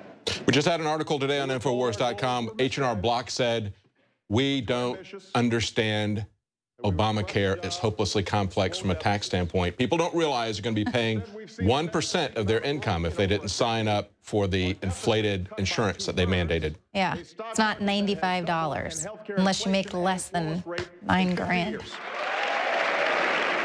So you can always pick it. You can say, well, relative to this, the deficit is down, ignoring the fact that it has skyrocketed in absolute terms and that they waited until the very last day of the fiscal year to show how much it had skyrocketed. Hey, he's blank.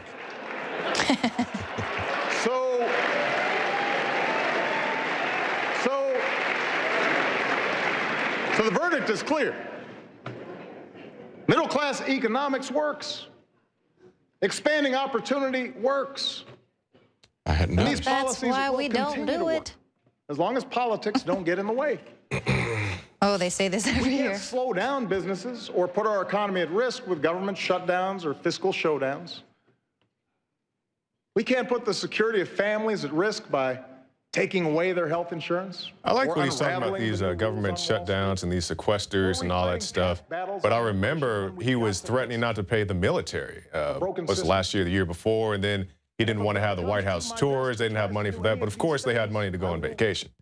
There's this article we had To house earlier all today. those illegal. No one can understand the new Obamacare tax code. Yeah.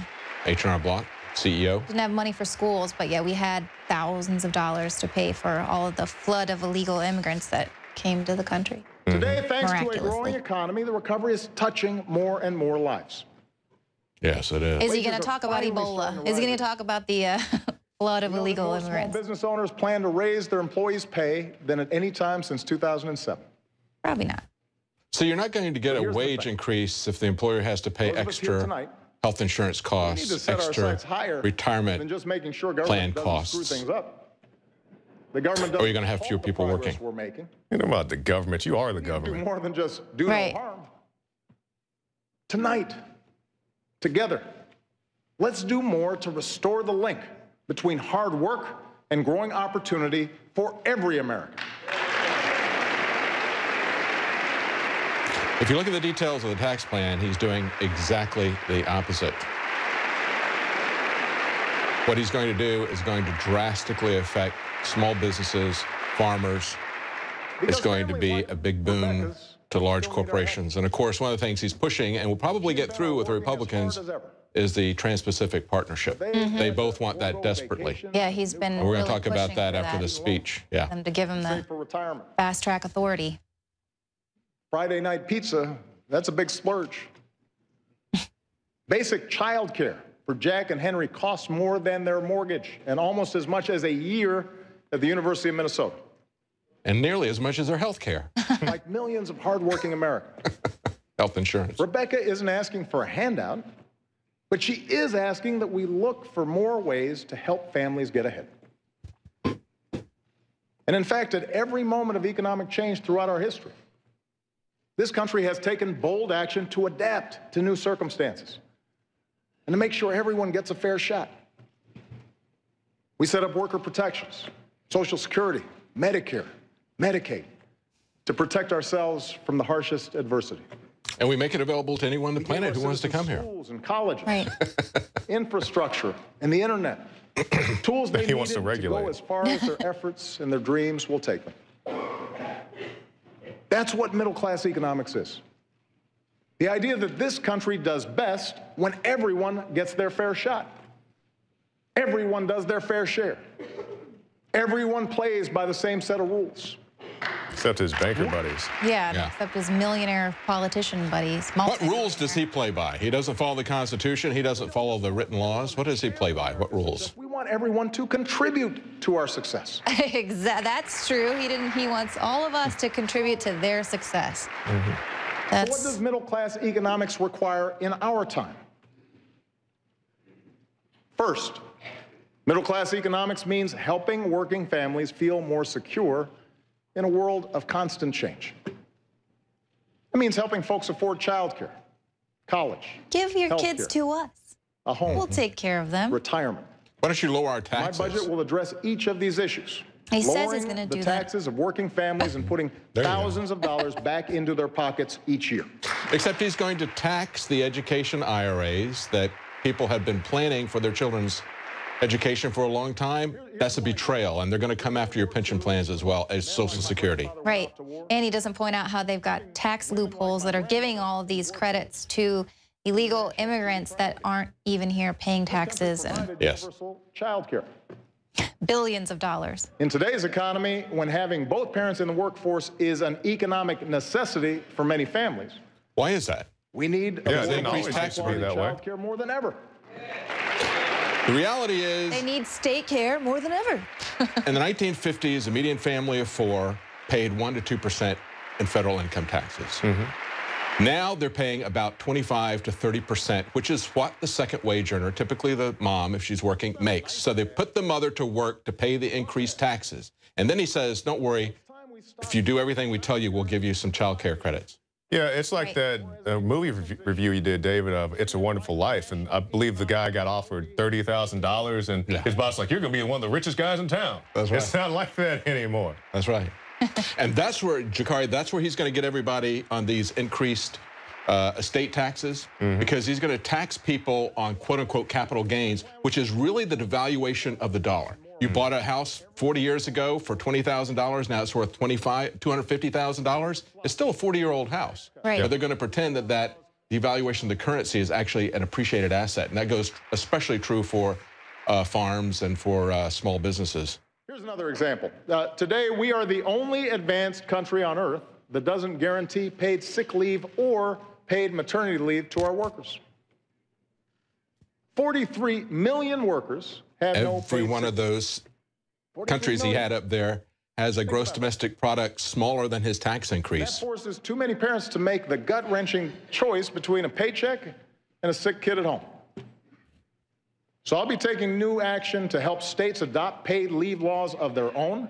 And since paid sick leave won where it was on the ballot last November, let's put it to a vote right here in Washington. Send me a bill that gives every worker in America the opportunity to earn 7 days of paid sick leave. It's the right thing to do. It's the right thing to do.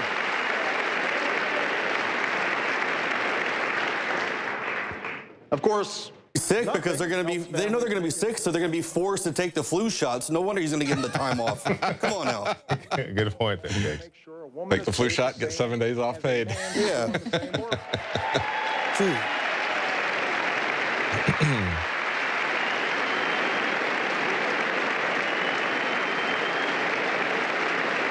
earnings gap. And I pointed out in a report I did earlier last year how the White House is really guilty of this, and especially a lot of Democrats paying their female workers less. The overtime they've earned. Very hypocritical. And everyone in this Congress who still refuses to raise the minimum wage, I say this. If you truly believe you could work full-time and support a family on less than $15,000 a year, try it. If not, vote to give millions of the hardest working people in America a raise. Didn't we have that article yesterday, the inflation, and it says you don't have to worry about inflation unless you buy a house or you just generally live life. McDonald's is meant to be a starter point. A stepping stone. A stepping stone to get your foot in the door, not a long-term career. Come on, people. Yeah, my first job, I made less than $6 an hour. It's not the job of government. To give working families a fair shot, we still need more employers to see beyond next quarter's earnings and recognize I never told y'all my McDonald's story. I think you told us When I went from $4.25 to $4.26 an hour. That penny. That's how much that penny raised. Yeah. Very proud of all the hard It's the thought that counts. A penny earned. Yeah. It's the thought that counts. They really want you to know how much they appreciate you. Yeah, pretty Well, that was probably a lot of money back then. Hey. How old do you think Dewey? If I told you what my first job paid, you'd know how old I was, yeah. Things like lower mortgage premiums and a higher minimum wage. These ideas will make a meaningful difference in the lives of But think about if you raise this minimum wage, a lot of employers are going to have to cut back the hours of their employees. And that's what all of Or raise the price of their goods. And that's the problem with everything that is mandated from a central location. They don't allow people to have the flexibility to work out things, and it's just keep earning higher it has unintended consequences across the We board. have to do more to help Americans upgrade their skills. And let's talk about that. I mean, community college, it's pretty much a joke unless you get a technical skill. Yeah. Because, I mean, my first 2 years, I went community college, and my credits got completely wiped out when I went to University of Texas.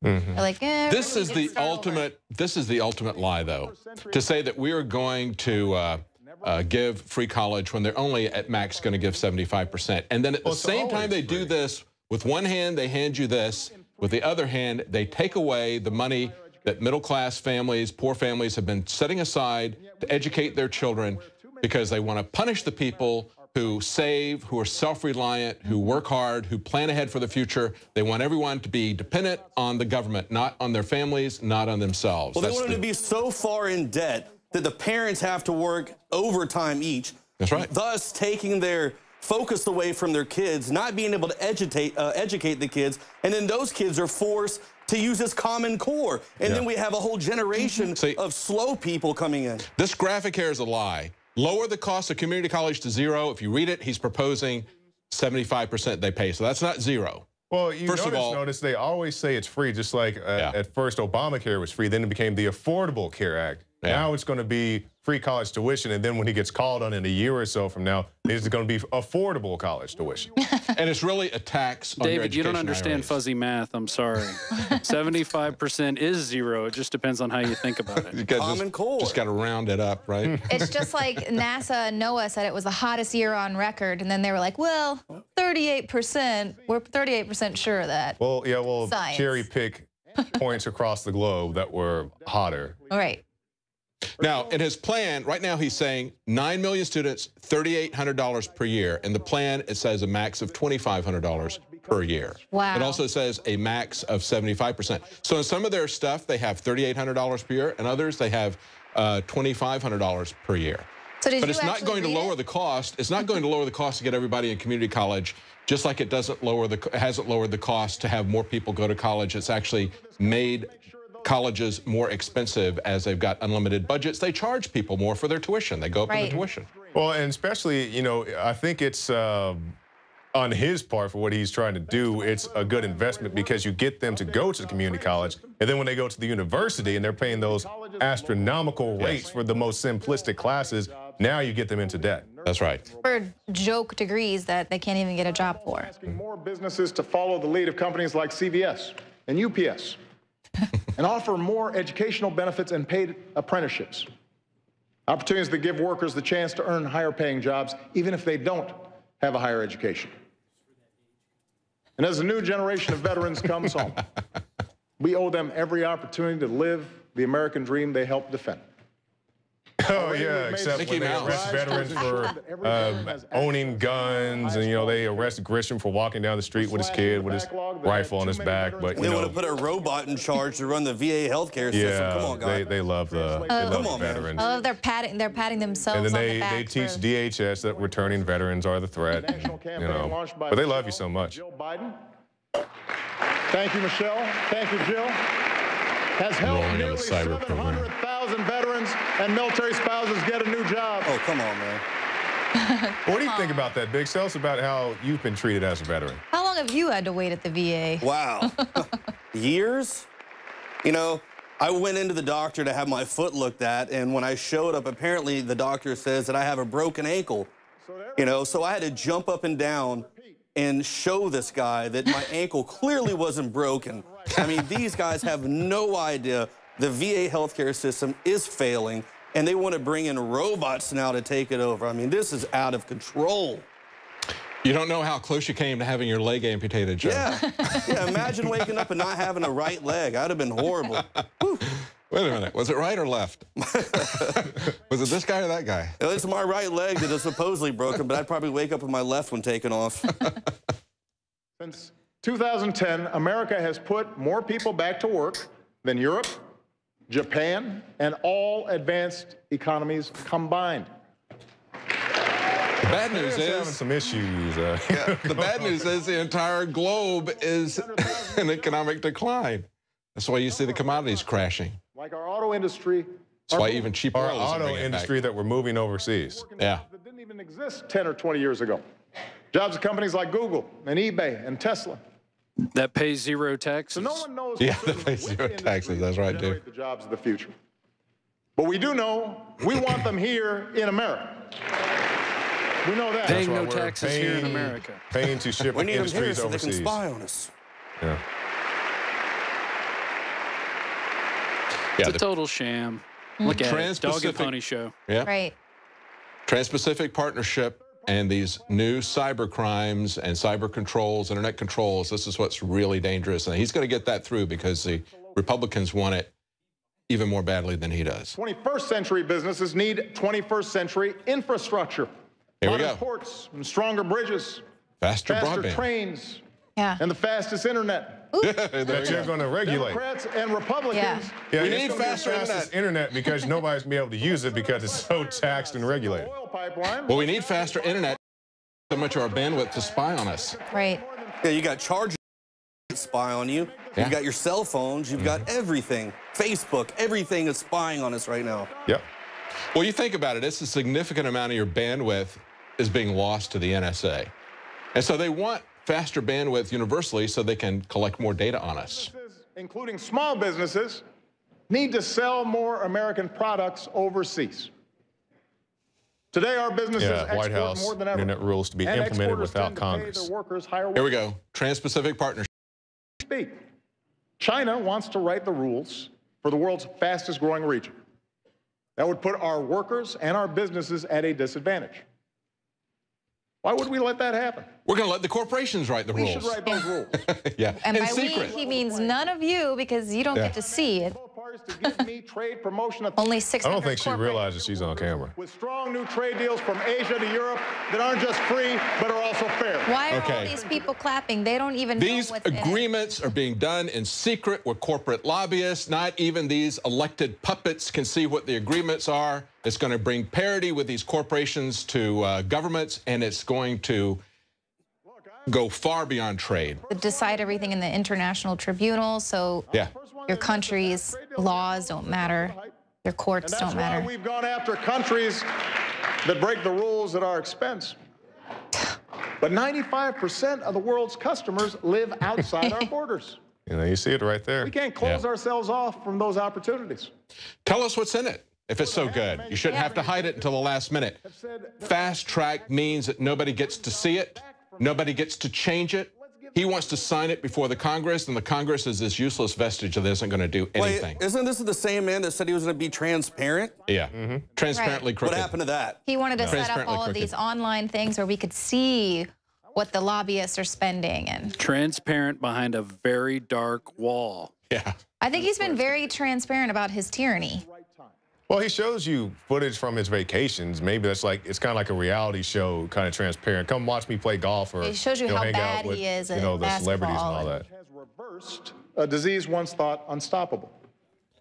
So tonight I'm launching a new precision medicine initiative to bring us closer to curing diseases like cancer. Big pharmaceutical companies, big agri, Hollywood entertainment industry is writing copyright rules and regulations that are going to be forced on the rest of the globe, along with their cyber internet controls, with their cyber crimes legislation. This is something that everybody globally should be concerned about. But of course, in the other countries, their elected representatives are not allowed to see what the corporations are negotiating with their lobbyists in secret. The free and open internet. To every classroom and every... Your data is free and open. To them, to the NSA. Yeah, that's right. Yeah, it's free and open to them, so they can openly spy on you and take it and use it against you. Openly and freely. I want Americans to win the race for the kinds of discoveries that unleash new jobs. Oh, that's why you're going to Converting sunlight into liquid defund fuel. NASA. DARPA. Creating There you go. revolution. Yeah, he wants Americans. Rise of the robots. It's A-OK right there. Make the AI. Well, he's got that $100 million brain initiative. Don't forget about that. That's right. Solar system. What was the movie where they were, all the humans were programming the computers, and that was their job? And when they got sad, they get pills. That's what we're needed for. Clean the machines. 2 months Is it Divergent? to prepare us for those missions, Scott Kelly will begin a year-long stay in space. So Who, me? good luck, Captain. Make sure to Instagram it. We're proud of it. Yay. He said Come Instagram. on. He has been so tough on NASA. Yeah. Eh, I thought NASA's first They have, like, responsibility a was reaching out hiring to the freeze and- Muslim Hey guys, I community. just That's looked. what he said before. Bulgaria and Romania have faster internet than the United States. Right. That's- Area. Ours Wow. is ridiculously There you go. slow. When it comes to issues like infrastructure and basic research, I know there's bipartisan support in this chamber. Members of Romania. both parties have told me so. Wow. That's because the guy with the computer got a direct line. Isn't that where That's, Guccifer is? Yeah, it's where Guccifer was, yeah. That's how he's able to hack all those guys. That's Yeah. fast internet.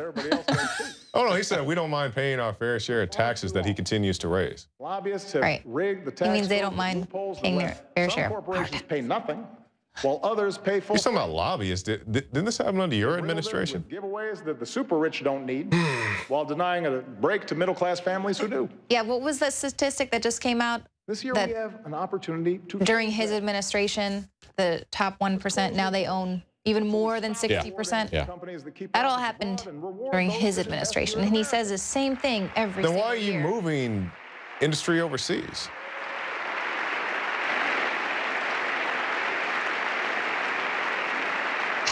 It's so frustrating if people say, do we even need a State of the Union? I mean, it's all lies, but honestly, you want to watch it to see what they're not going to do. Here's how we're going to lie to you for the next couple of years. I think it is useful as just a catalog of all the stuff, the broken promises. So you can at least go back and say, when he said, well, I didn't say that Syria violated the red line, or I didn't say that it was free or whatever, you can go back and show him, yeah, you did. But, oh, well, you know, my teleprompter told me to say that. Yeah. Well, I think it's interesting to see how they can't even keep their lies straight. They don't have a good enough memory to lie consistently about free education, for example. Honestly, David, I don't think they care. They don't expect you to pay attention. They think you're watching reality shows or sports or whatever else. And I mean, if that's your entertainment, that's fine. But there's plenty of real stuff going on. Not so much here, but there are real things going on in the world. I wonder did we ever find out who's the last man standing? What is that called? Oh, the designated survivor. Yes. Yes, one of the cabinet Obama members attack on trust fund loophole could increase tax advantage on trust or of trust. Yeah. Yeah, they're trying to pretend that this is something that's going to affect the trust funds of people like Bill Gates. It's not. When they go after the 509 education IRAs, they're going after people who on average have $20,000 that they've set aside for their children's education. And they're going to tax those poor people. They're going to do it ex post factos, okay? After these people have been lied to by these guys, have made their plans, have saved money after they paid taxes. Now he's going to come back and renege on those promises and take that money away. See, when you can't plan for the future, you become totally dependent on the government, and that's really the plan. Right. Driving everybody into dependency. And it'll be the people who can't figure out the tax code, people like myself who, go through H&R Block or something like that, where they openly say, we have no idea how we're going to help you with your taxes this year because we don't understand. Well, the IRS says that when you call them, they say you can't rely on their advice to solve anything. And one of the things I like about this article there is that sign that says we understand the tax code. No tax return to We can understand everything, and yet the CEO says, no, we don't know what it is. We haven't a clue. So. When we leverage our power with coalition building, when we don't let our fears like the ISIS coalition. The ISIS coalition. Yeah. That's exactly what we're doing right now. And around the globe, it is making a difference. Yeah, it is. Bunch of burned Christian villages from those we stand united ISIS and Al-Qaeda rebels who've been targeted by terrorists. From a school in Pakistan. Exactly right, Chikari. After we went to those countries, we can point with pride to the fact that even though they allowed Christians in these predominantly Muslim countries for centuries, after we went there, they've been totally expunged, and now you see these atrocities being conducted on Christians because of blowback. Yeah. And that's by design. At the same time, we've learned some costly lessons over the last 13 years. We don't know what we're doing. Instead of Americans patrolling the valleys of Afghanistan, so keep on funding them. We've trained their security forces, who've now taken the lead. And we've honored our troops' sacrifice by supporting brought that all of our weapons with them. Democratic transition. Instead of sending large ground forces overseas, we're partnering with nations from South Asia to North Africa. We accidentally dropped supplies off to ISIS and said we didn't know anything about it. Yeah, we dropped a box full of grenades over there. Wow. In Syria. Pallet full of grenades. American leadership, including our military power. Is he going to put up that stat about how many innocent people they killed with their drone strikes? Oh, I don't think so. Probably won't have that up there, really. We are leading. Yeah, I think you made that report, didn't you, do about all the drone strikes and the kids? That's a good report. We've got a lot of these drone pilots now that are claiming PTSD, so now they want to make these drones fully autonomous so they can take that human emotion away so they can kill more people. Yeah. And assisting people everywhere. And robots don't get carpal tunnel syndrome. Yeah, exactly. So they don't have to worry about passing out Purple Hearts to the drone. It will take time. It will require focus. But we will succeed. And tonight I call on this Congress to show the world that we are united in this mission by passing a resolution. Yeah, there you go. More people died with drones than on 9/11. We need that authority. They need to authorize the use of force against ISIS. They're droning, degrade and destroy ISIS. Arming them and training them and giving them weapons, and then they always sell these things as surgical strikes, and yet, even by their own statistics, there's far more innocent civilians that are killed than targets of interest. And that's not even to say they're targets of interest or valid targets in the first place. Oh, yeah. I mean, I can vouch for that. We're never allowed to question that. So many times they kill so many innocent people for no reason. And then half the time, the target that they're going for isn't even in the building. Yes. Yeah. Yes. And then, of course, Joe, was that a valid target in the first place? Who reviews that? Yeah, exactly. We don't know. We don't even know if the target was even valid to start with, besides all the innocent people that were. Yeah, that famous video from WikiLeaks, I believe it was a helicopter shooting down the crowd, and there was a couple journalists with their cameras. And then the guy pulls up with his kids in the car, and they shoot at the guy with his kids. And they're like, well, he shouldn't have brought his kids to a war zone.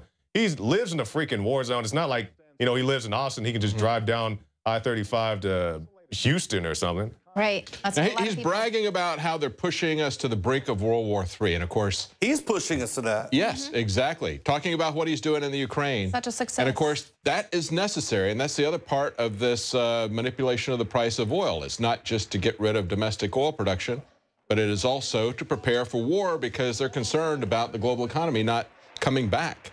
Yeah, now he's talking about Cuba.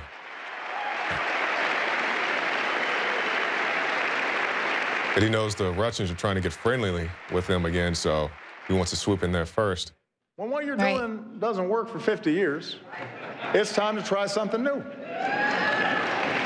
Hey, we can apply that test to our own government and just about every one of the aspects that they're Their doing. government hasn't changed at all. It's just the... It removes a phony excuse for restrictions in Cuba. Stands up for democratic Waterboarding people and not getting any valuable intel for years hasn't stopped him from continuing to do that. Begin the work of ending. You know, could he make that same metric with the war on drugs? Hey, if it ain't working for 50 years, it's time we stop and do something else. Yeah. Yeah. As His Holiness Pope Francis has said. He's always going to quote the Pope.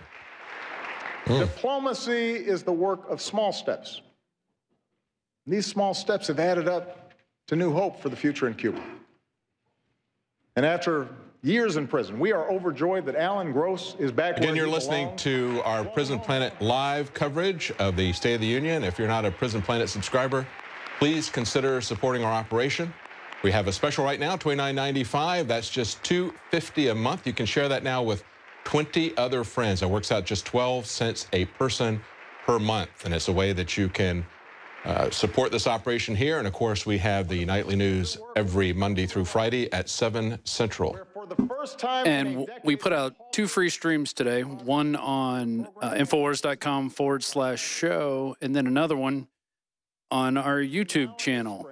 And so if you're watching these on any of those, it's a great way to help support what we're doing, get the equipment here, get reporters in the chairs, send reporters out in the field.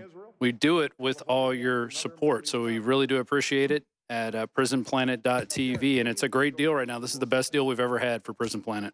And I keep all options on the table to prevent a nuclear run. They had the... They do. They just had the all-seeing eye as part of their monitoring program. There it is, right there in the bottom right hand. Unprecedented transparency. The all-seeing eye. Monitoring. We will monitor the program. We will hijack I guess that's the NSA is watching them, right? Is that the, Please step into your health booth. Thank you for your service. Starts up its nuclear program This again. is Watson. Doesn't make sense. And that's why I will veto any new sanctions bill that threatens to undo this progress. Oh, there he's talking about his veto. Yeah.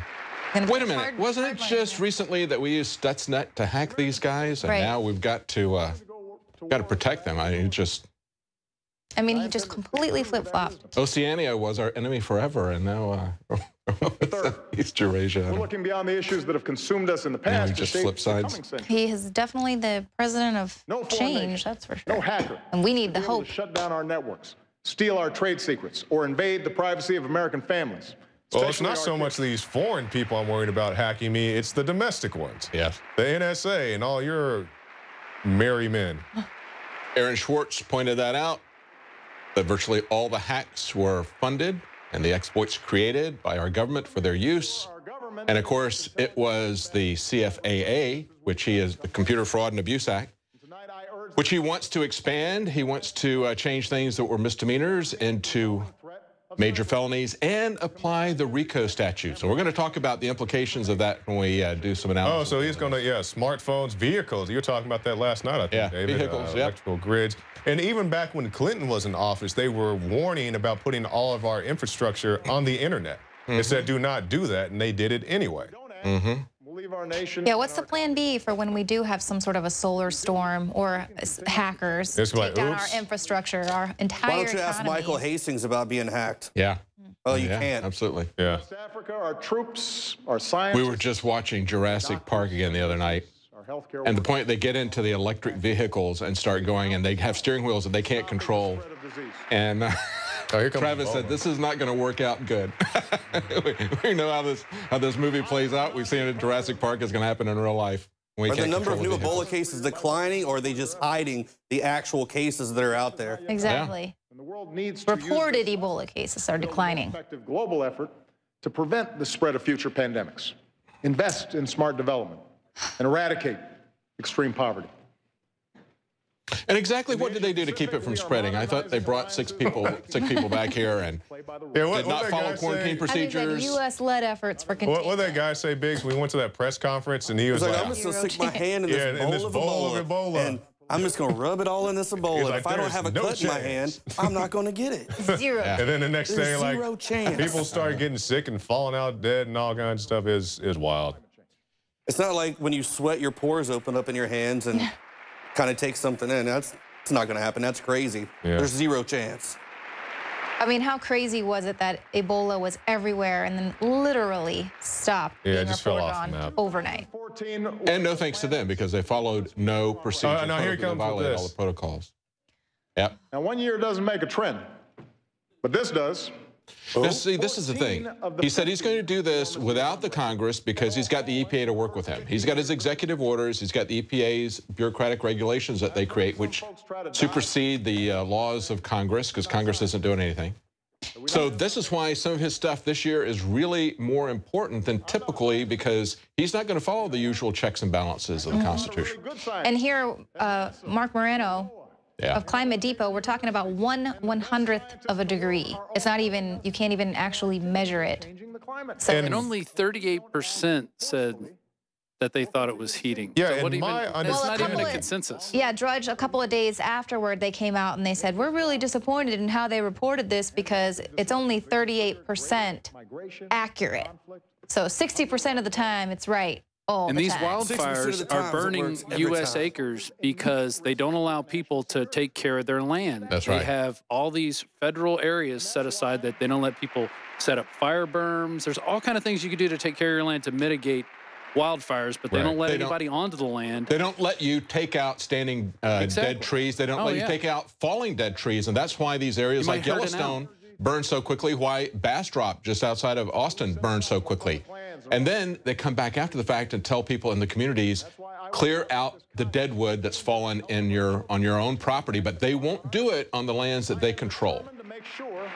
That American leadership drives international action. This picture of this woman, this young girl trying to breathe, it was just today that we had another revelation of the EPA putting diesel fumes, feeding diesel fumes directly to children, what was it, 10 to 17 or something like that. In California, we've already reported on how they did that in North Carolina to adults they'd selected for people with respiratory and heart conditions, and the EPA gave them levels that were more than 70 times what the EPA said were fatal.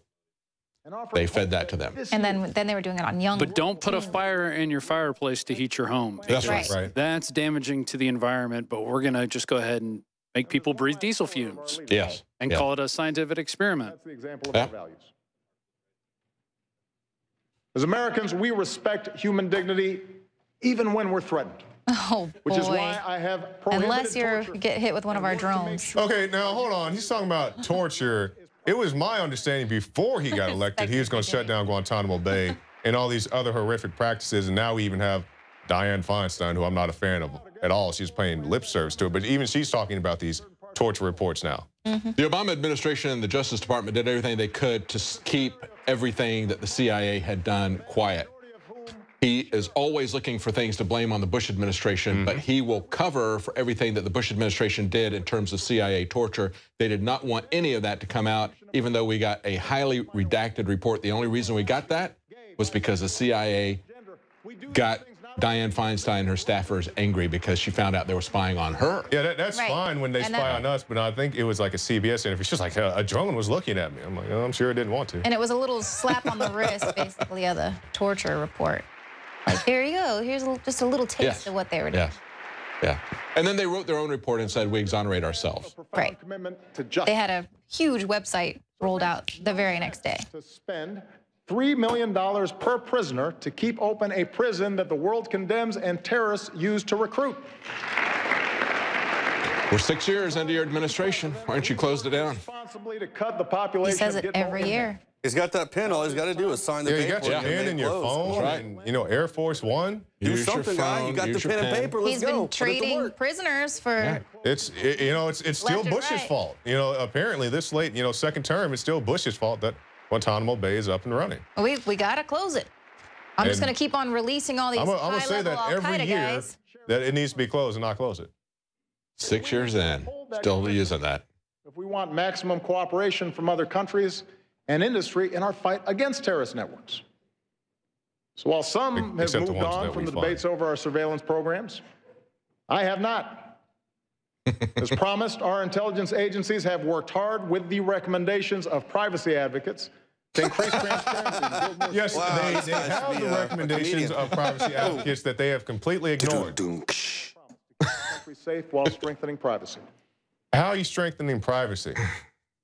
For themselves. We put whistleblowers in jail. Oh, okay. All right. Yeah, they make privacy about what they're doing a lot more stronger. What they do is they just spy on us. Yeah. To meet new challenges and convince us we don't I'm need from the privacy government. Don't if we're ask not me doing any anything questions. This is the part where he's going to pretend that they're going to put restrictions on corporations sharing your data, when in reality he's pushing for the Cyber Intelligence Sharing Protection Act again, CISPA for the third time.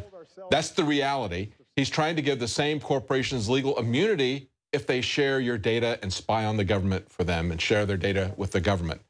Just over a decade ago. Right. Wants to encourage them sharing with the government. It wasn't a liberal America or a conservative America. And for watch the nightly news tonight, we played that 11-minute clip from some of Alex's movies in the early 2000s. Martial Law, Rise of the Police State 3, Total Enslavement, and then a little bit of Police State 2. He was talking about everything that's going on right now back then. Even before that. That's just he just happened to put in a documentary by then. Yeah, he was talking about the surveillance blimps, and they just launched the first one that's going, just this year, they launched the first surveillance blimp that's going to be looking right into your home. Yeah, but the general that's overseeing the project says, I promise you, we're not going to be staring at you. We're not going to be watching you as you drive up and down the road. It's for your protection. We're trying to monitor the East Coast so missiles don't come. Yeah, they put that blimp in the sky. It was for intercontinental ballistic missiles or something like that. It wasn't to surveil people. But Too bad we didn't think of that. He was in Wired magazine that will spy on you through your dishwasher. Too bad we didn't think of that during the Cold War, right? Well, the next 10 years, almost every American family is going to have up to 50 different items in their home. Yeah, cruise missiles. Yeah, we got a whole lot of those coming over here. Yeah, it's a daily thing. Proof that the vision itself Those is North misguided. Korean cruise missiles actually swim across the ocean before they get here. There are too many people in this town who actually Yeah, they got to give them a running start. I'm sorry, all this comedy on network television we're watching right now is just bringing it out of me. Yeah. Time to unleash Team America. I know how Yeah, it's probably in with that. cynicism may be. But I still think the cynics are wrong. I still believe that we are one people. I still believe that together we can do great things. I believe that too. But we have this And if we big can't, government I in the got way my pen, trying to my phone. stop us at every turn. Tapping our the apple First, pie I'm going to encore. take your money. Yeah. America at its best. Mom, apple pie, rah. Team America. Young graduates from New York to California. Our newest officers at West Point, Annapolis, Colorado Springs, New London. Our newest fast food workers. Grieving families in Newtown. In Boston. Newtown. Yeah, he had to throw that in there. Yeah. In West Virginia. I've watched Americans beat back adversity from the Gulf Coast to the Great Plains, from Midwest assembly lines to We've the also beat Mid-Atlantic back your seaboard. false flags. I've seen something like gay marriage go from a wedge issue used to drive us apart to a story Didn't of he? freedom. Didn't he condemn gay marriage at the beginning of his term, or before he got elected? Americans call Or he was hesitant to support it, I believe. Yeah, he was.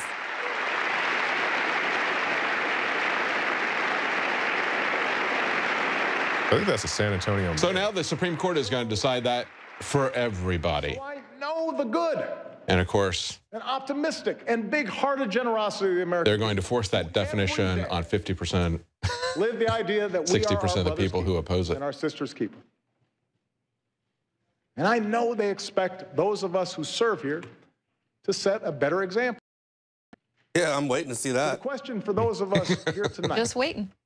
is how we, all of us, can better reflect America's hopes. I've served in Congress with many of you. I know many of you well. There are a lot of good people here on both sides of the aisle. And many of you have told me that this isn't what you signed up for. Those all-American arguing past each other on cable shows. Workers right there. The constant fundraising. Always looking over your shoulder at how the base will react to every decision. Yeah, let's get rid of elections. Imagine if we broke out of these By the policies. base, he means his corporate sponsors. Imagine if we did something different. Imagine. What if you just let me make all the rules? Be the king. Understand, a better politics isn't one where Democrats abandon their agenda or Republicans simply embrace mine. It's where I transcend you. A better politics is one where we appeal to each other's basic Unites decency us. instead of our basest fears. Our Lord and Savior. Better politics is one where we debate without demonizing each other. Where we talk issues and values America and the Beautiful. principles and facts. And then he'll just veto you if he... Or trivial Right, disagrees. exactly. You don't allow him That to have be nothing the to do dictator. with people's daily lives. A politics. Even though the $1.7 trillion spending bill was completely counter to America's interests, we made that very clear by the way people voted in the midterms. They signed it anyway. Pull us in together and spend They don't more care. time lifting young people up with a sense of purpose and possibility. Asking them to join in the great mission of building America.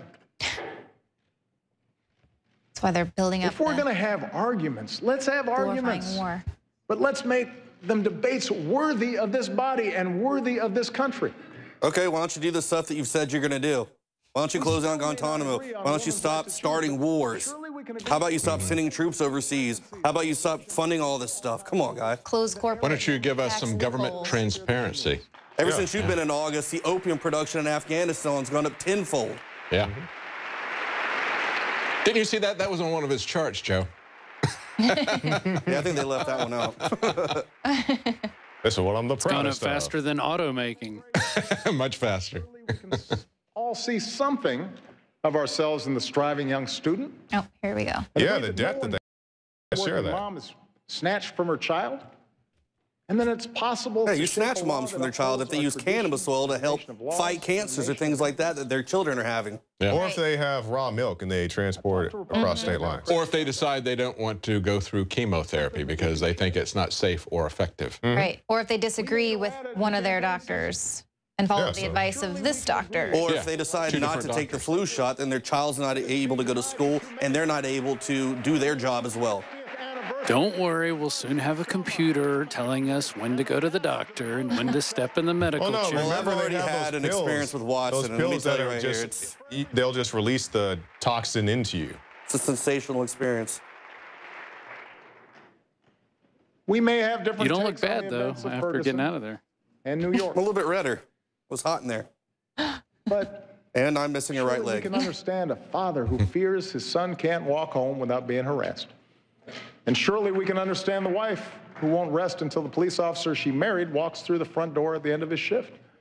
And surely we can agree that it's a good thing that for the first time in 40 years, the crime rate and the incarceration rate have come down together. And use that as a starting point for Democrats and Republicans, community leaders and law enforcement. To take more guns. Is he talking about just in the last month that the NYPD has Stopped writing tickets? writing tickets? Crime rate went down when they stopped writing 95% of their tickets. Right. But I wonder if the incarceration rate has gone down just because we've had 3 states legalize marijuana, because 80% of the people in prison are there for marijuana. Yeah. Yeah. In Colorado, it has gone down a little bit, but... And of course, he's opposed that. Of course, yeah. A state full of high people are a little too tired to be going out robbing banks and holding up stores, you know? Yeah. That's what they deserve. I have no more campaigns to run. Thank God. Thank God. My only agenda. Yeah, you know, again. This dictator pushing my agenda.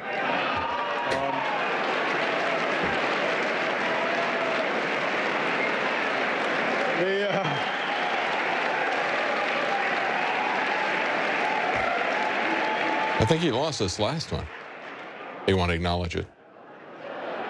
Aren't you guys so pumped for when he becomes an ESPN sportscaster? Oh, God, no. Please don't say that. Actually, I wouldn't mind that. He could make the transition right now. No. I wouldn't mind it too much. Yeah.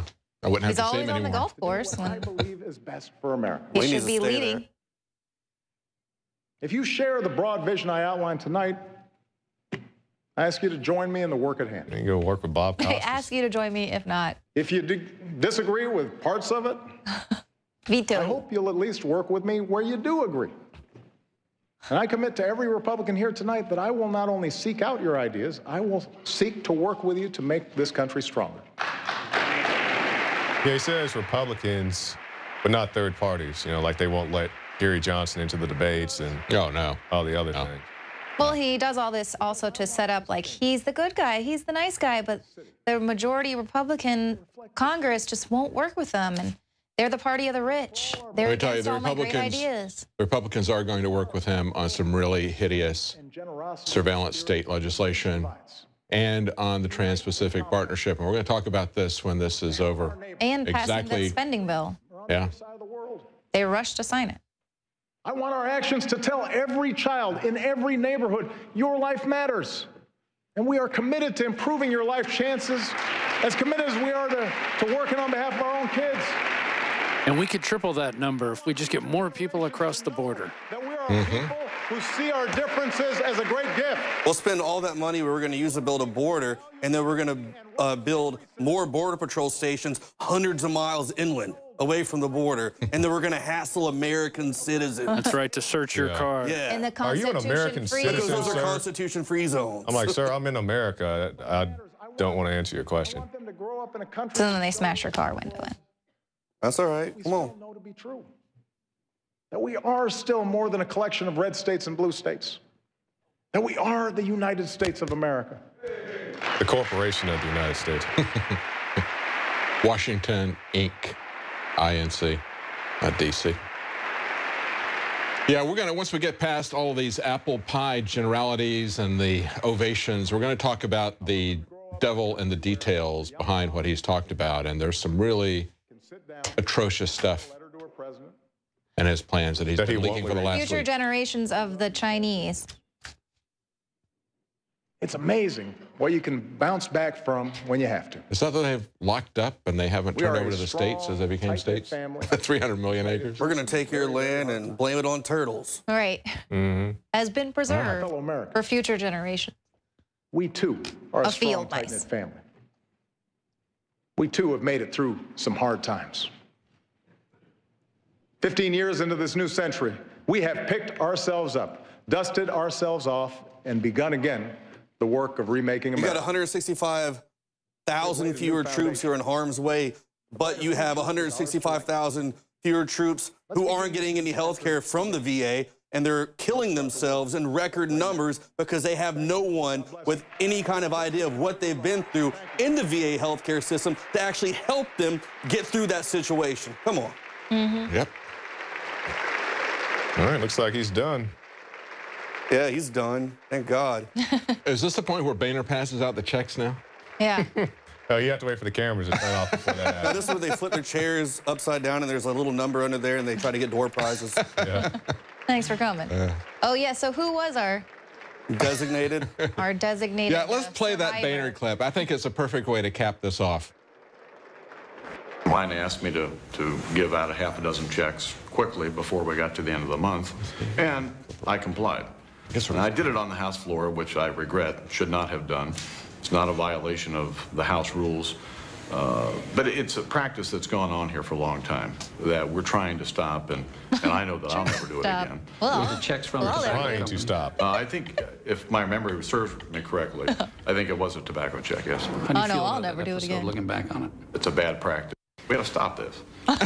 I'm trying to stop. It's like I'm trying to stop myself, but I can't. It's harder smoking. than, I'm trying to stop. It's a bad practice, and you got to Yeah. stop it. it's I harder mean, than quitting smoking. That's Yeah. right. he Passing was out those corporate clearly- checks.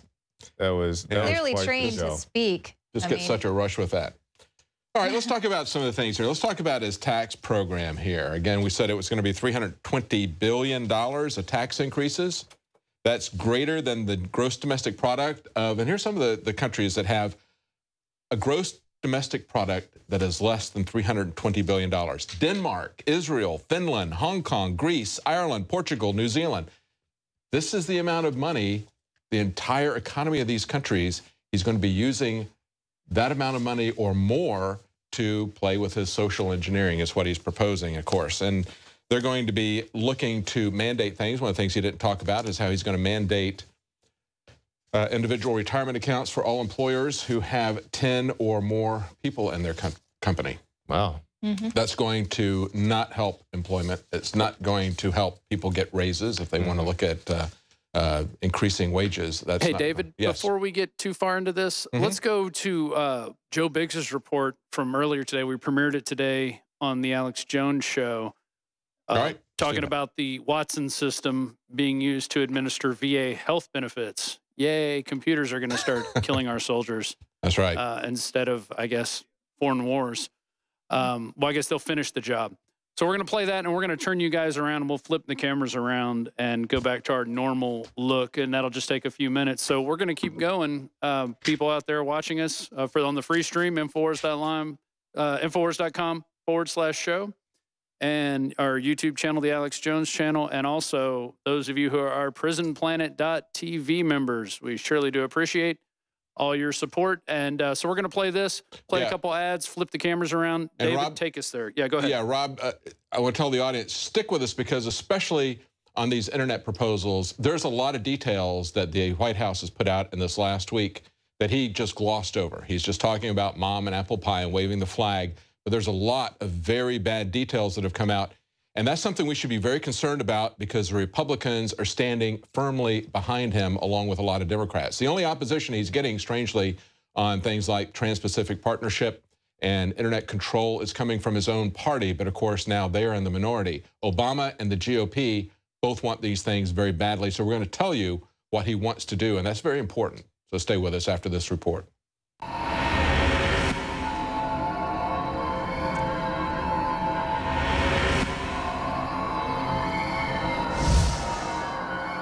In focus, and 3, 2, 1. Tonight, IBM, friend or foe? IBM has been announced as the winner of a long-term VA contract to modernize the electronic health records management system for the embattled VA. IBM will utilize the latest technology to provide up-to-the-minute care for veterans all across this great country. The VA released a statement. We are serious about health of our nation's heroes and are sparing no expense to update, modernize, and create an efficient system to diagnose and provide real-time healthcare solutions for those who've served our country. We thank IBM, a company that has a long history providing cutting-edge information technology solutions, for stepping in, providing leadership and experience that will be valuable to our country and save taxpayers money. Hold on. This isn't who we are. No. Give me those freaking cue cards, man. You know what? You know what's going to happen with this? You know what the implications are of this Watson program that's going to come up? It's a computer that they're going to use to replace the doctors at the VA to do the death panels that have been going on, to help take away human emotion from making those decisions. This is something that's got to change. This is ridiculous. And I'm Joe Biggs with Infowars.com, and I'm not going to take it anymore. I'm standing outside of the Veterans Affairs Center in Austin, Texas. This will be the proving ground for IBM's brand new technology, Watson. Now, what that is a supercomputer that will have all of your medical records, admin records, and many other things downloaded into it. They want to use this machine to replace the doctors that have had death panels going on at the VA for years now. Newly released documents expose more explicitly the details of IBM's pivotal role in the Holocaust. All 6 phases: identification, expulsion from society, confiscation, ghettoization, deportation, and even extermination. Moreover, the documents portray with crystal clarity the personal involvement and micromanagement of IBM President Thomas J. Watson and the company's co-planning and co-organizing of Hitler's campaign to destroy the Jews. Why is the Department of Veterans Affairs awarding IBM with a large contract to bring in Watson, a new technology that will be used to replace doctors in the failing VA health system? Why are they naming it after Thomas J. Watson, the founder and president of IBM? Did you know this man was responsible for making the machines that created punch cards with a coding system to label and eventually kill thousands of Jews? This machine would generate codes to be tattooed on prisoners in Hitler's concentration camps. This man committed genocide by any standard, and IBM and the VA want to throw it in our face clear as day and name it after that monster. If this doesn't piss you off, I don't know what will. Hitler was so impressed with what Watson had done for the Third Reich that he awarded him with a special award created specifically for the occasion to honor extraordinary service by a foreigner. The medal was the Order of the German Eagle with star, bedecked with swastikas, and was to be worn on a sash over Watson's cold, dead heart. Why do they want to put a machine in charge of your health, you might ask yourself? They do it so this pre-programmed evil robot can make the life or death decisions about you, the veteran, instead of the doctors that have received so much flack from the VA scandal over the last year. This helps take human emotions away and also allows the medical personnel to use Watson as a scapegoat should any problems arise, like death. Watson will be a new form of medical AI technology used to run the death panels already in place at the VA. How soon will it be until this technology moves over into civilian healthcare? Will you be a victim of Watson's wrath? This is also happening in another area of the government. They now want to replace humans that fly drones and make them fully autonomous. And many pilots were also claiming PTSD. Once you take the human aspect out of dealing with healthcare and war, things become even more evil. Who is going to check the morals of the men and women who program these machines? How do we know the machines will be told to act ethical and make the right decisions? Well, there you have it. That is the new Watson technology that's going to run the death panels at the already failing VA healthcare system. Now I have a vision of how this Watson technology will be implemented when you walk into the VA. Let's go in here and take a look. Next.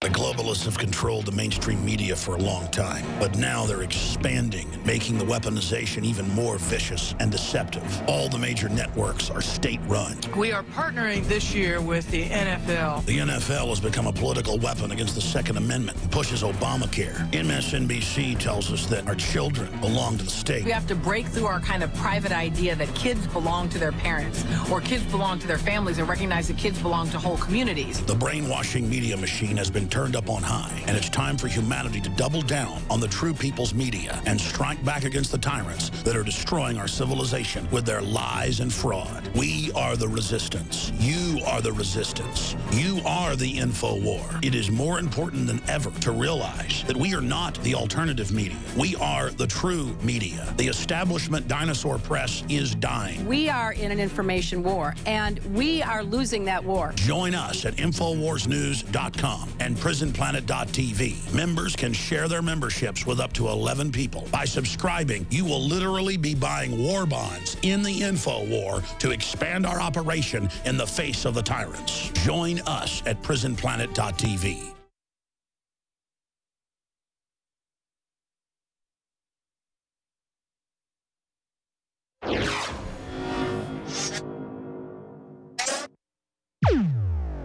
Sold out for weeks due to the difficult and extensive process behind its creation. The exclusive InfoWars Life Secret 12 formulation is now back in stock in the last limited shipment of 2014. The most bioactive form that has been created with our proprietary process. This ultra-clean vitamin B12 nutraceutical has been carefully crafted and developed over the last 2 years and is based on cellular science of how your body actively absorbs essential nutrients. Secret 12 is taken by mouth, right on the tongue, and then swallowed. No needles, no injections. Vitamin B12 deficiency is linked to scores of of serious problems. And Secret 12 is a fusion of 2 organic, proprietary forms of vitamin B12, bringing you a true nutraceutical quality vitamin B12. Secret 12. Secret 12 is an excellent Christmas gift and is tailor-made to boost your New Year's resolutions. Supplies of Secret 12 are very limited. Secure yours today at InfoWarsLife.com or by calling toll-free 888-253-3139. 2015 is almost here, and with it comes those New Year's resolutions to finally transform your body the way you want it. There's a reason over 88% of New Year's resolutions fail. Make this year different by equipping yourself with Oxy Powder, the next level in cleansing the body naturally. Using super oxygenation, Oxy Powder, available through InfoWarsLife.com, gently cleanses the body while you sleep with easy capsules. Tens of thousands of individuals have used Oxy Powder to cleanse their bodies and aid in their transformations. Even Infowars Nightly News Director Rob Dew has been using Oxy Powder with incredible success. Took it that first day, then I took it for 6 more days after that. 12 pounds melted off in about a week. I'd say a week, 7 days. 2015 can be different. Diet and exercise are important, but a lot of us have already tried that. Oxy Powder flushes it out. Secure your Oxy Powder at InfoWarsLife.com. That's InfoWarsLife.com or 888-253-3139.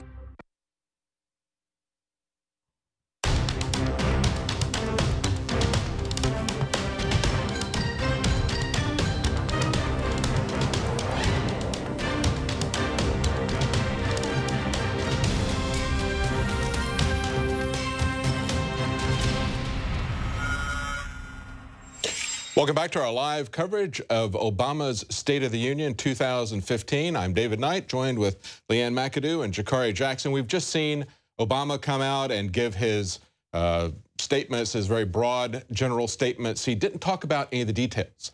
They've been releasing details for the last week, primarily through social media. And so it's kind of interesting to go back and look at what they're actually proposing. And of course, what he's proposing about education may or may not happen because there's going to be a lot of opposition from Republicans as well as on taxes. But in 2 other areas, in terms of his internet regulation and in terms of his Trans-Pacific Partnership, Transatlantic Partnership, those are issues that he has a lot of support from the majority of Republicans. It's very likely that those are going to happen. So we're going to take a look at some of the things. He's made broad, sweeping proposals for changes to the internet, changes to privacy, changes to criminal actions, criminalizing and felonizing a lot of things that were misdemeanors before. So we're going to talk about what he's proposing to do because that's very likely to get passed by the Republicans. I think the first thing we should do before we go to the internet is to talk about this education proposal that he's talking about. And of course, on the White House website, he's got a couple of articles. One of them is the president proposes to make community college free for responsible students for 2 years. How does he define a responsible student? Well, that's somebody that's going to make 2.5 GPA or better. But the free part, there's a lot of questions about that. He put a graphic up tonight that showed that they were going to pay up to that 9 million students would get $3,800 per year that they would save. And of course, you do the math, that comes out to $34 billion. Yet on his site, we see conflicting information saying that they will pay up to $2,500 per year. So they're saying if the average cost is $3,800, they're going to pay $2,500. They also say they're going to pay up to 75%, not 100%. But up to 75%. And quite frankly, the $2,500 is not 75% of the $3,800. So there's inconsistencies throughout even that broad stroke. He wants to put it out there as something that is free for people, and yet if you look at the details don't add up to what he's saying at all. That's exactly right. I mean, when you think about the student loan system, you have all these people that may or may not get these $3,800 or whatever it is to get this. It's pretty much associate's degree. You go to community college, but that associate's degree is worthless. Get an associate's degree in today's market and try to go out and find a job. Nobody's going to hire you. Even if you get that bachelor's degree, then it's like, did you take an internship? Did you jump through all these other flaming hoops of razor wires so we might give you some temp job answering the phone or getting coffee? That's what a lot of these degrees go to nowadays. And it doesn't really leave you with anything worthwhile. The vast majority of four-year degrees don't really help you economically. And I guess one of the things that really kind of grates on me is the idea that staying in school longer is something that we as a society should reward. and yet there's nothing there to give people credit or to help them along as young entrepreneurs. He's not certainly not going to propose anything there because it's about keeping you dependent on the government. And as he's saying that he's going to hand out these free 2 years at college, at the same time, the other hand is stealing the education IRAs that they told families and parents many years ago that they could set aside after-tax money into these education IRAs. If they made anything from the investment or from its compounding, mostly they would be invested in mutual funds. If they made any money off their mutual fund investments, they could withdraw that, and that would not be taxed. They could apply that directly to their children's education. So these people script and save with their after-tax dollars, put it in something that they hope isn't going to be taxed, and now he's proposing to take that from them. Along with that, that's the 509. There's also another one. It's a, I've got the details here, but there's another one that they're going to completely eliminate altogether that you could set aside $2,000 a year. They're going to completely eliminate that one, and the 509, they're going to tax it. So you see the government telling you that it's going to be free on the one hand, and yet they are taking it away and taking away the tax deductions from people who are trying to do the right thing, who are saving, who are working hard, who are trying to be self-reliant. They're going to punish those people. Only the people who come to government for handouts are going to be rewarded. Going to get a little, just enough of a handout to keep you still coming to the state for that. And I think it's very important that we understand how all this plays into the open borders and immigration as well. Because that has all been about, remember, the focus has been on young people coming across, of course. Even the right-wing guys like Glenn Beck and George Will were telling us it's 8-year-olds with teddy bears. And it's like, no, the dreamers go all the way up to 31 years old. That's the big misconception people don't have, because you hear X number of children come over the border every month. 31-year-old men, people older than me, qualify as a child under the DREAM Act. Yeah, dreamers. And that's the key thing for the dreamers, is giving them educational opportunities, quote unquote. So that means that it's not, we're not talking about 9 million people. We don't know how many we're talking about. We're creating an entitlement program here. We're opening up the borders to allow everyone from all over the world, not just Central and South America, anyone from anywhere in the world can come into our country, can claim these entitlement benefits, and then we're all going to be on the hook to pay for it. Right, because like he says, all this stuff is free. Somebody has to pay for this stuff at the end of the day. And when you want to talk about people getting in-state tuition, you know, I'm from Oklahoma. I came here to Texas. Nobody offered me in-state tuition. That's because you're not an illegal alien. If you're an illegal alien, you can get in-state tuition in any of the 50 states. And in many cases, you're going to get a free ride. Now, you're talking about making it universal. And he says he wants to make it as universal as high school. He wants 2 years of college to be free, quote unquote, and as universal as high school. One of the problems I have with this is that we've already got people in school for too long. They become dependent on government. They don't think for themselves. They don't get out and start engaging in the real world, learning real skills, learning real interaction. And of course, they want people to stay inside that government-run cocoon. And so he wants to extend this for another 2 years. That's what that's really about. But let's also understand that you're going to be paying taxes for this.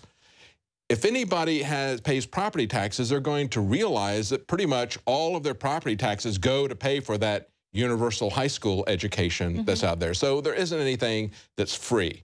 And this is just going to extend the burden of that, plus bring in the dreamers from other countries to use these benefits. And it also feeds into this college bubble. You know, as we've been hinting on, a lot of times you'll get out of college, and even if you do find a job in your field, it may take several years to actually get there because they want the internships, all these other things. You know, like many years ago, you may have been able to get a decent job with an associate's degree. You cannot do that anymore.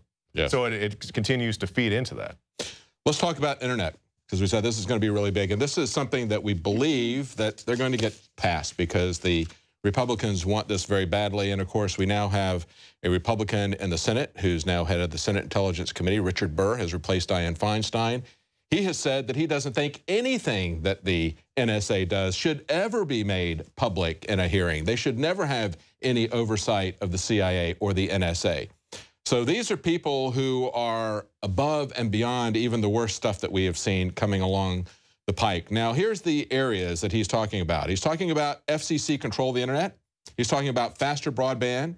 He's talking about privacy, putting putting restrictions on corporations sharing your data when they're turning it over to the government, and at the same time they're putting out CISPA legislation again to try to grant legal immunity to the corporations who basically turn your information over to the government. And David, I noticed you put LOL next to privacy on your notes. Yeah, exactly. So you think that's funny? Yeah, I think that is amazing, a bit of irony there.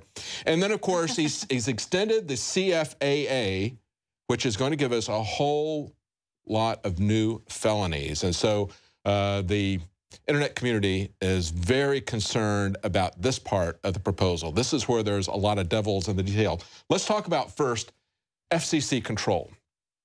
Last week, he said that Congress doesn't really need to get involved in this. This is something that he says the FCC already has authority in. And clearly they don't.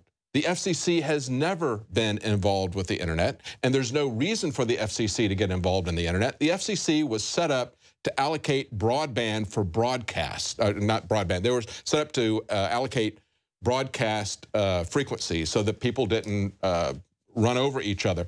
They don't need to do that with the internet. We don't need any internet control. And so what they're saying is, we're going to, and this is where the lies come in. They're saying, we're going to set up the FCC to make sure that the internet is free. Well, the internet has been free. It's already free out. Exactly. Or free and Make open. it freer for them. Exactly. And one of the ironies that he says here, he says there should be no gatekeepers and then he talks about, and as the FCC considers new rules. Okay, the FCC is going to become the gatekeepers. They're going to make the rules. They're going to control this. And the FCC has already been on both sides of the net neutrality issue. Debate. They have switched on both sides. They will do whatever they need to. Right now, the general public wants to have net neutrality. They want to keep things the way that they are. So that's what they're selling the public. Once they get that authority, they can flip just like that, as we've already seen them do. Gatekeeper. And then cities that have successfully set up their own high-speed internet, their own broadband system, they are now facing against these giants, Google, Time Warner, Comcast, all these mergers, AT&T. They are trying to stop these cities from being able to set up their own municipal networks. And absolutely. I mean, that's what it is. It's taking the power away from the states. Absolutely. So they're going to centralize control. They're going to use the FCC as part of a multi-pronged attack. They're going to come after us with security regulations to protect us from hackers. They're going to come after us with the FCC. They're going to come after us with taxes. They're going to come after us with the Trans-Pacific Partnership. And why, you say, would we have internet control as part of a trade agreement? Well, there's a lot of stuff in these so-called trade agreements that have nothing to do with trade, free or otherwise, but they're going to impose us. Real quickly, let's go to faster broadband. And again, I think it's ironic that they want to talk about faster broadband when one of the reasons we're getting things so slow is because we have the NSA basically tapping in. You try to send a text and it's got to go to the NSA first and then to your friend. Right, for everybody who doesn't know about the NSA, I've been to a facility in San Antonio. I believe Gucciardi and some of the other guys went to a different facility. I mean, they're all around the United States, and there are these huge buildings where they pretty much sift through your data, your cell phone calls, your internet searches, you know, all your things. They look at your pictures on Facebook and all this stuff, looking for terrorists.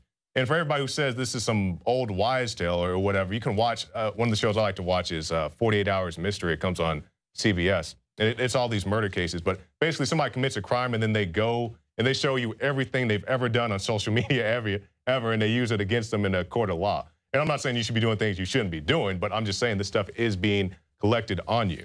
Right. Well, and I just want to say these facilities aren't very green either for all you greenies out there. They use a lot of water, a lot of electricity, a lot of resources to store all this data. Right. That's why Utah is trying to shut off their water. And that's a very interesting approach to shut down the data collection center, is to talk about how we cannot afford to provide this amount of water in a very dry state like Utah. And it's not just siphoning off to the NSA, but now it's being siphoned off to the Stingray surveillance system and all these other surveillance streetlights and you know, this Intella streetlights and things like that are scooping up all of your data and then sending it to third parties, who knows what, and all the smart homes. And the government has such an insatiable appetite to know everything about us that it needs more broadband so it can spy on us with the Internet of Things, as Joe Biggs talked about. There's, you know, the number of devices that you're going to have in your home, all of them capable of spying on you, all of them feeding into your internet that you're paying for. And if you're paying for it,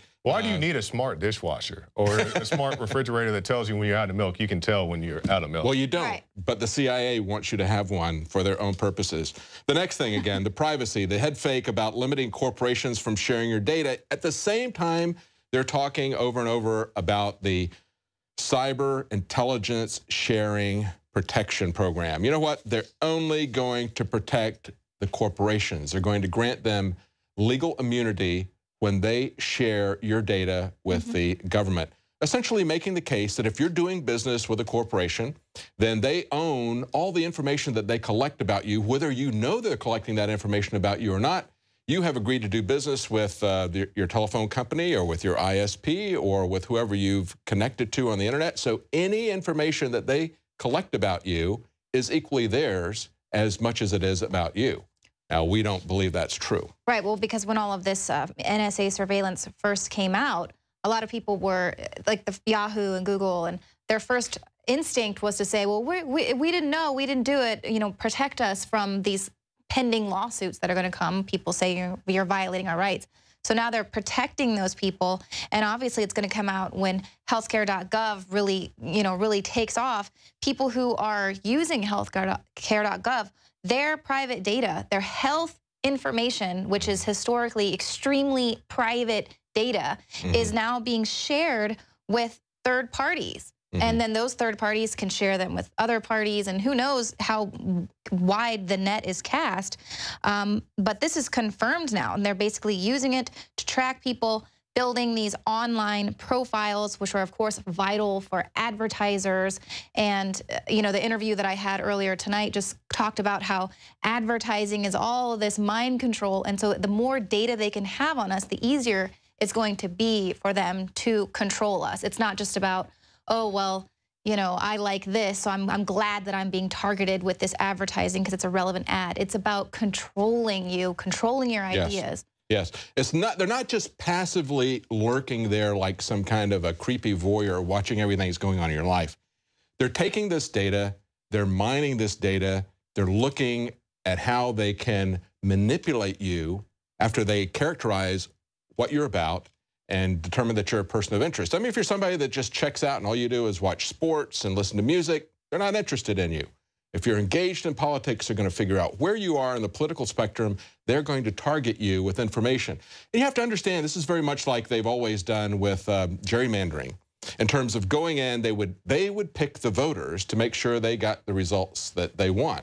We saw this in North Carolina when, after decades of Democrat control, they went of the local state government, the local state House and Senate. They went from Democrat control to Republican control. There was a sea change there where everybody, Republicans swept everything except Congress. Congress didn't change in that one election because they had gerrymandering in place so precise that they had those incumbents maintain that 2010 election. But 2010 was a year that they had the census and the state legislature got to redraw those boundaries. And then you saw everything change because they picked the voters. Now, what they're doing with social media is they're going to determine, and they've already done it, they're going to determine who you are and where you are on the political spectrum, and then they're going to use that to push their information to you to control you. That's how they're going to pick the voters and manipulate the voters. It isn't going to be something as old-fashioned as gerrymandering. They're going to go directly to you through social media. Let's talk now about these new felonies that are coming out. And I mentioned yesterday on the Nightly News this article from Wired Magazine, written by one of their contributing editors, talking about how he had been a consultant on the new movie Black Hat from Michael Mann. And he talked about how in awe he was of Michael Mann and Miami Vice. And of course, we know that Miami Vice was used to sell a very different image of the war on drugs that exists in reality, basically glorifying civil asset forfeiture, making game, showing that only the really bad guys lost their cigar boats and their Ferraris and Tubbs and Crockett got to drive around in these things, never showing how it was really being applied to take all the cash that they might come across from some poor landscaper who was doing business in cash, steal all of his money, steal his car, look and see that there's one person in a car as they're doing today, one person in a car that's got a joint that's visible, and they confiscate the entire car from the other guy, even though that guy's not driving it, it's not his car, they take the entire car. So they've already used Michael Mann to sell the war on drugs. Now they're using Michael Mann essentially to sell the cyber war. And that's what this fellow said. He says, yeah, this was really great. And then I got kind of scared on Tuesday evening when I saw the details of Obama's cyber proposals. And this is what he said. He was very concerned about the fact that they're stepping up this Computer Fraud and Abuse Act. This CFAA is what they came after Aaron Swartz with. And they were going to try to send him to jail for 35 years. And presumably, according to the official story, he committed suicide because he was so distraught over that. I don't believe that for a moment. Yeah, so many that people. wasn't his personality. Yes, and there was a tweet out from the prosecutor's husband that said that, wait a minute, when everybody pushed back against her and said, you drove him to suicide, trying to get this draconian legislation pushed, trumping up these charges to a 35-year thing. He said, wait a minute, she offered him 3.5-month plea bargain deal, and he turned it down. That's the public Aaron Swartz that we had seen, the fighter. Right. So I don't believe that he committed suicide. Nevertheless, they're going to up this. They're going to now specifically first-time offenses that don't involve credit cards or more than $5,000 in information. Those crimes will now be felonies instead of misdemeanors. They say also CFAA violations would qualify, and this is very important, for prosecution under the RICO statute. Meaning, for example, if a member of Anonymous is busted in a petty denial of service attack, she might now be held legally accountable for every cyber crime they say Anonymous has committed. So when they start making these things into felonies, when they start saying if there's any kind of tangential connection between you and somebody else that we can make, we're going to throw everything. We're going to attribute all of that to you with the RICO statute. It's also the prison industrial complex, because you put everybody in these prisons for these petty offenses. You got people go to prison for check fraud, you know, little nickel and dime offenses. Yes. And it's obviously a way to scare off hackers from hackers that are the white hat hackers that are on the good team from, you know, it's just like the way they want to shut down any of the whistleblowers. It's a way to say, absolutely, we're the only ones that can, you know, hack into. Yes, we're about out of time. We're not going to go through the details of this, but this is what the computer community is saying. Warning to white hat hackers, Obama's proposal is a threat to what you do. They're saying they cannot even do their work. If they expose the vulnerability in a Microsoft Windows program, for example, and say, hey, here's a vulnerability, you need to fix it, under these proposals, they could be charged with a felony. So it's going to shut down white hat hackers as well. And I think that's interesting because the only details that we know about the Trans-Pacific Partnership that's being negotiated are the ones that have been released from WikiLeaks. And of course, they would make that a felony. They would come after those people with a RICO statute. And there were some interesting articles about how this is breaking down. Politico pointed out that there's some very disparate bedfellows here, people who are on the far left and people who they would characterize as being on the far right. Of course, we understand that they just care about civil liberties in this area. That'd be people like Walter Jones and Duncan Hunter, they say, are aligning with liberals in the Democrat Party to try to oppose Obama and the GOP, who are trying to ram through this trade agreement. And he said already back in November that that was a very high priority for him. So that's what we have to look forward to. That's what they're negotiating with these corporations in private. I think I'm very concerned about how this is going to be a pervasive consolidation, as we saw with NAFTA. One of the things they said was in NAFTA, the people in the Democrat Party are very concerned about that because they don't like the way that that turned out. They say, well, don't worry, it's not going to be a repeat of that. It is absolutely going to be a repeat of that. It's going to be the next step, the consolidation. As we pointed out before, you have these regional trade authorities that they set up, like the European Union and NAFTA, and now they're consolidating them into a larger step. It's the next step as part of a global corporate governance, and that's what we're all very concerned about. Yeah, well, the giant sucking sound that took all of our jobs out with NAFTA, I mean, there aren't any other jobs to ship off. Yes, absolutely. And of course, it's another way that they're going to attack internet freedom. Well, that's it for our broadcast tonight. Thanks for joining us for this live coverage of Obama's State of the Union address. Stay tuned. We're going to cover what they try to do to us in terms of taking over the internet.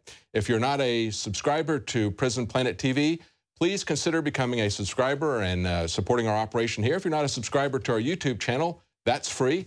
But of course, if you become a subscriber to Prison Planet TV, you can get that right now for $29.95, and you can share that with up to 20 people. That brings you the nightly news every night, Monday through Friday, and it also gives you and all of your friends access to Alex Jones's documentaries. And of course, that's the best way to wake people up, to give them the broad perspective. And then keep in touch with what's going on a daily basis with the nightly news. Thanks for joining us. Join us tomorrow at 7 Central, 8 p.m. Eastern.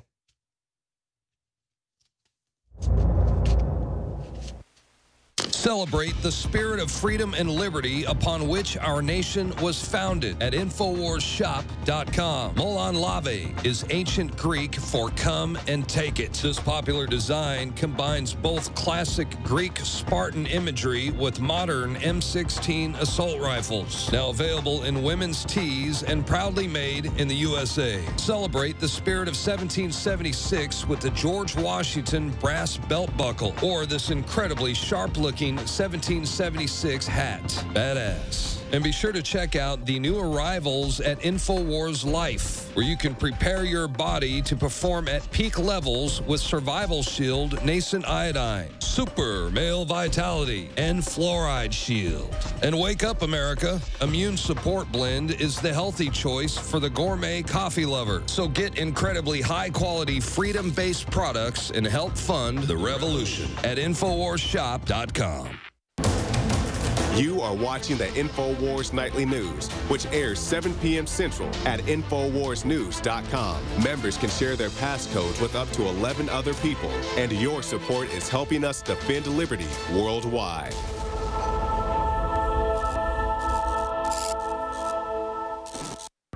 In the past decade, we have witnessed unparalleled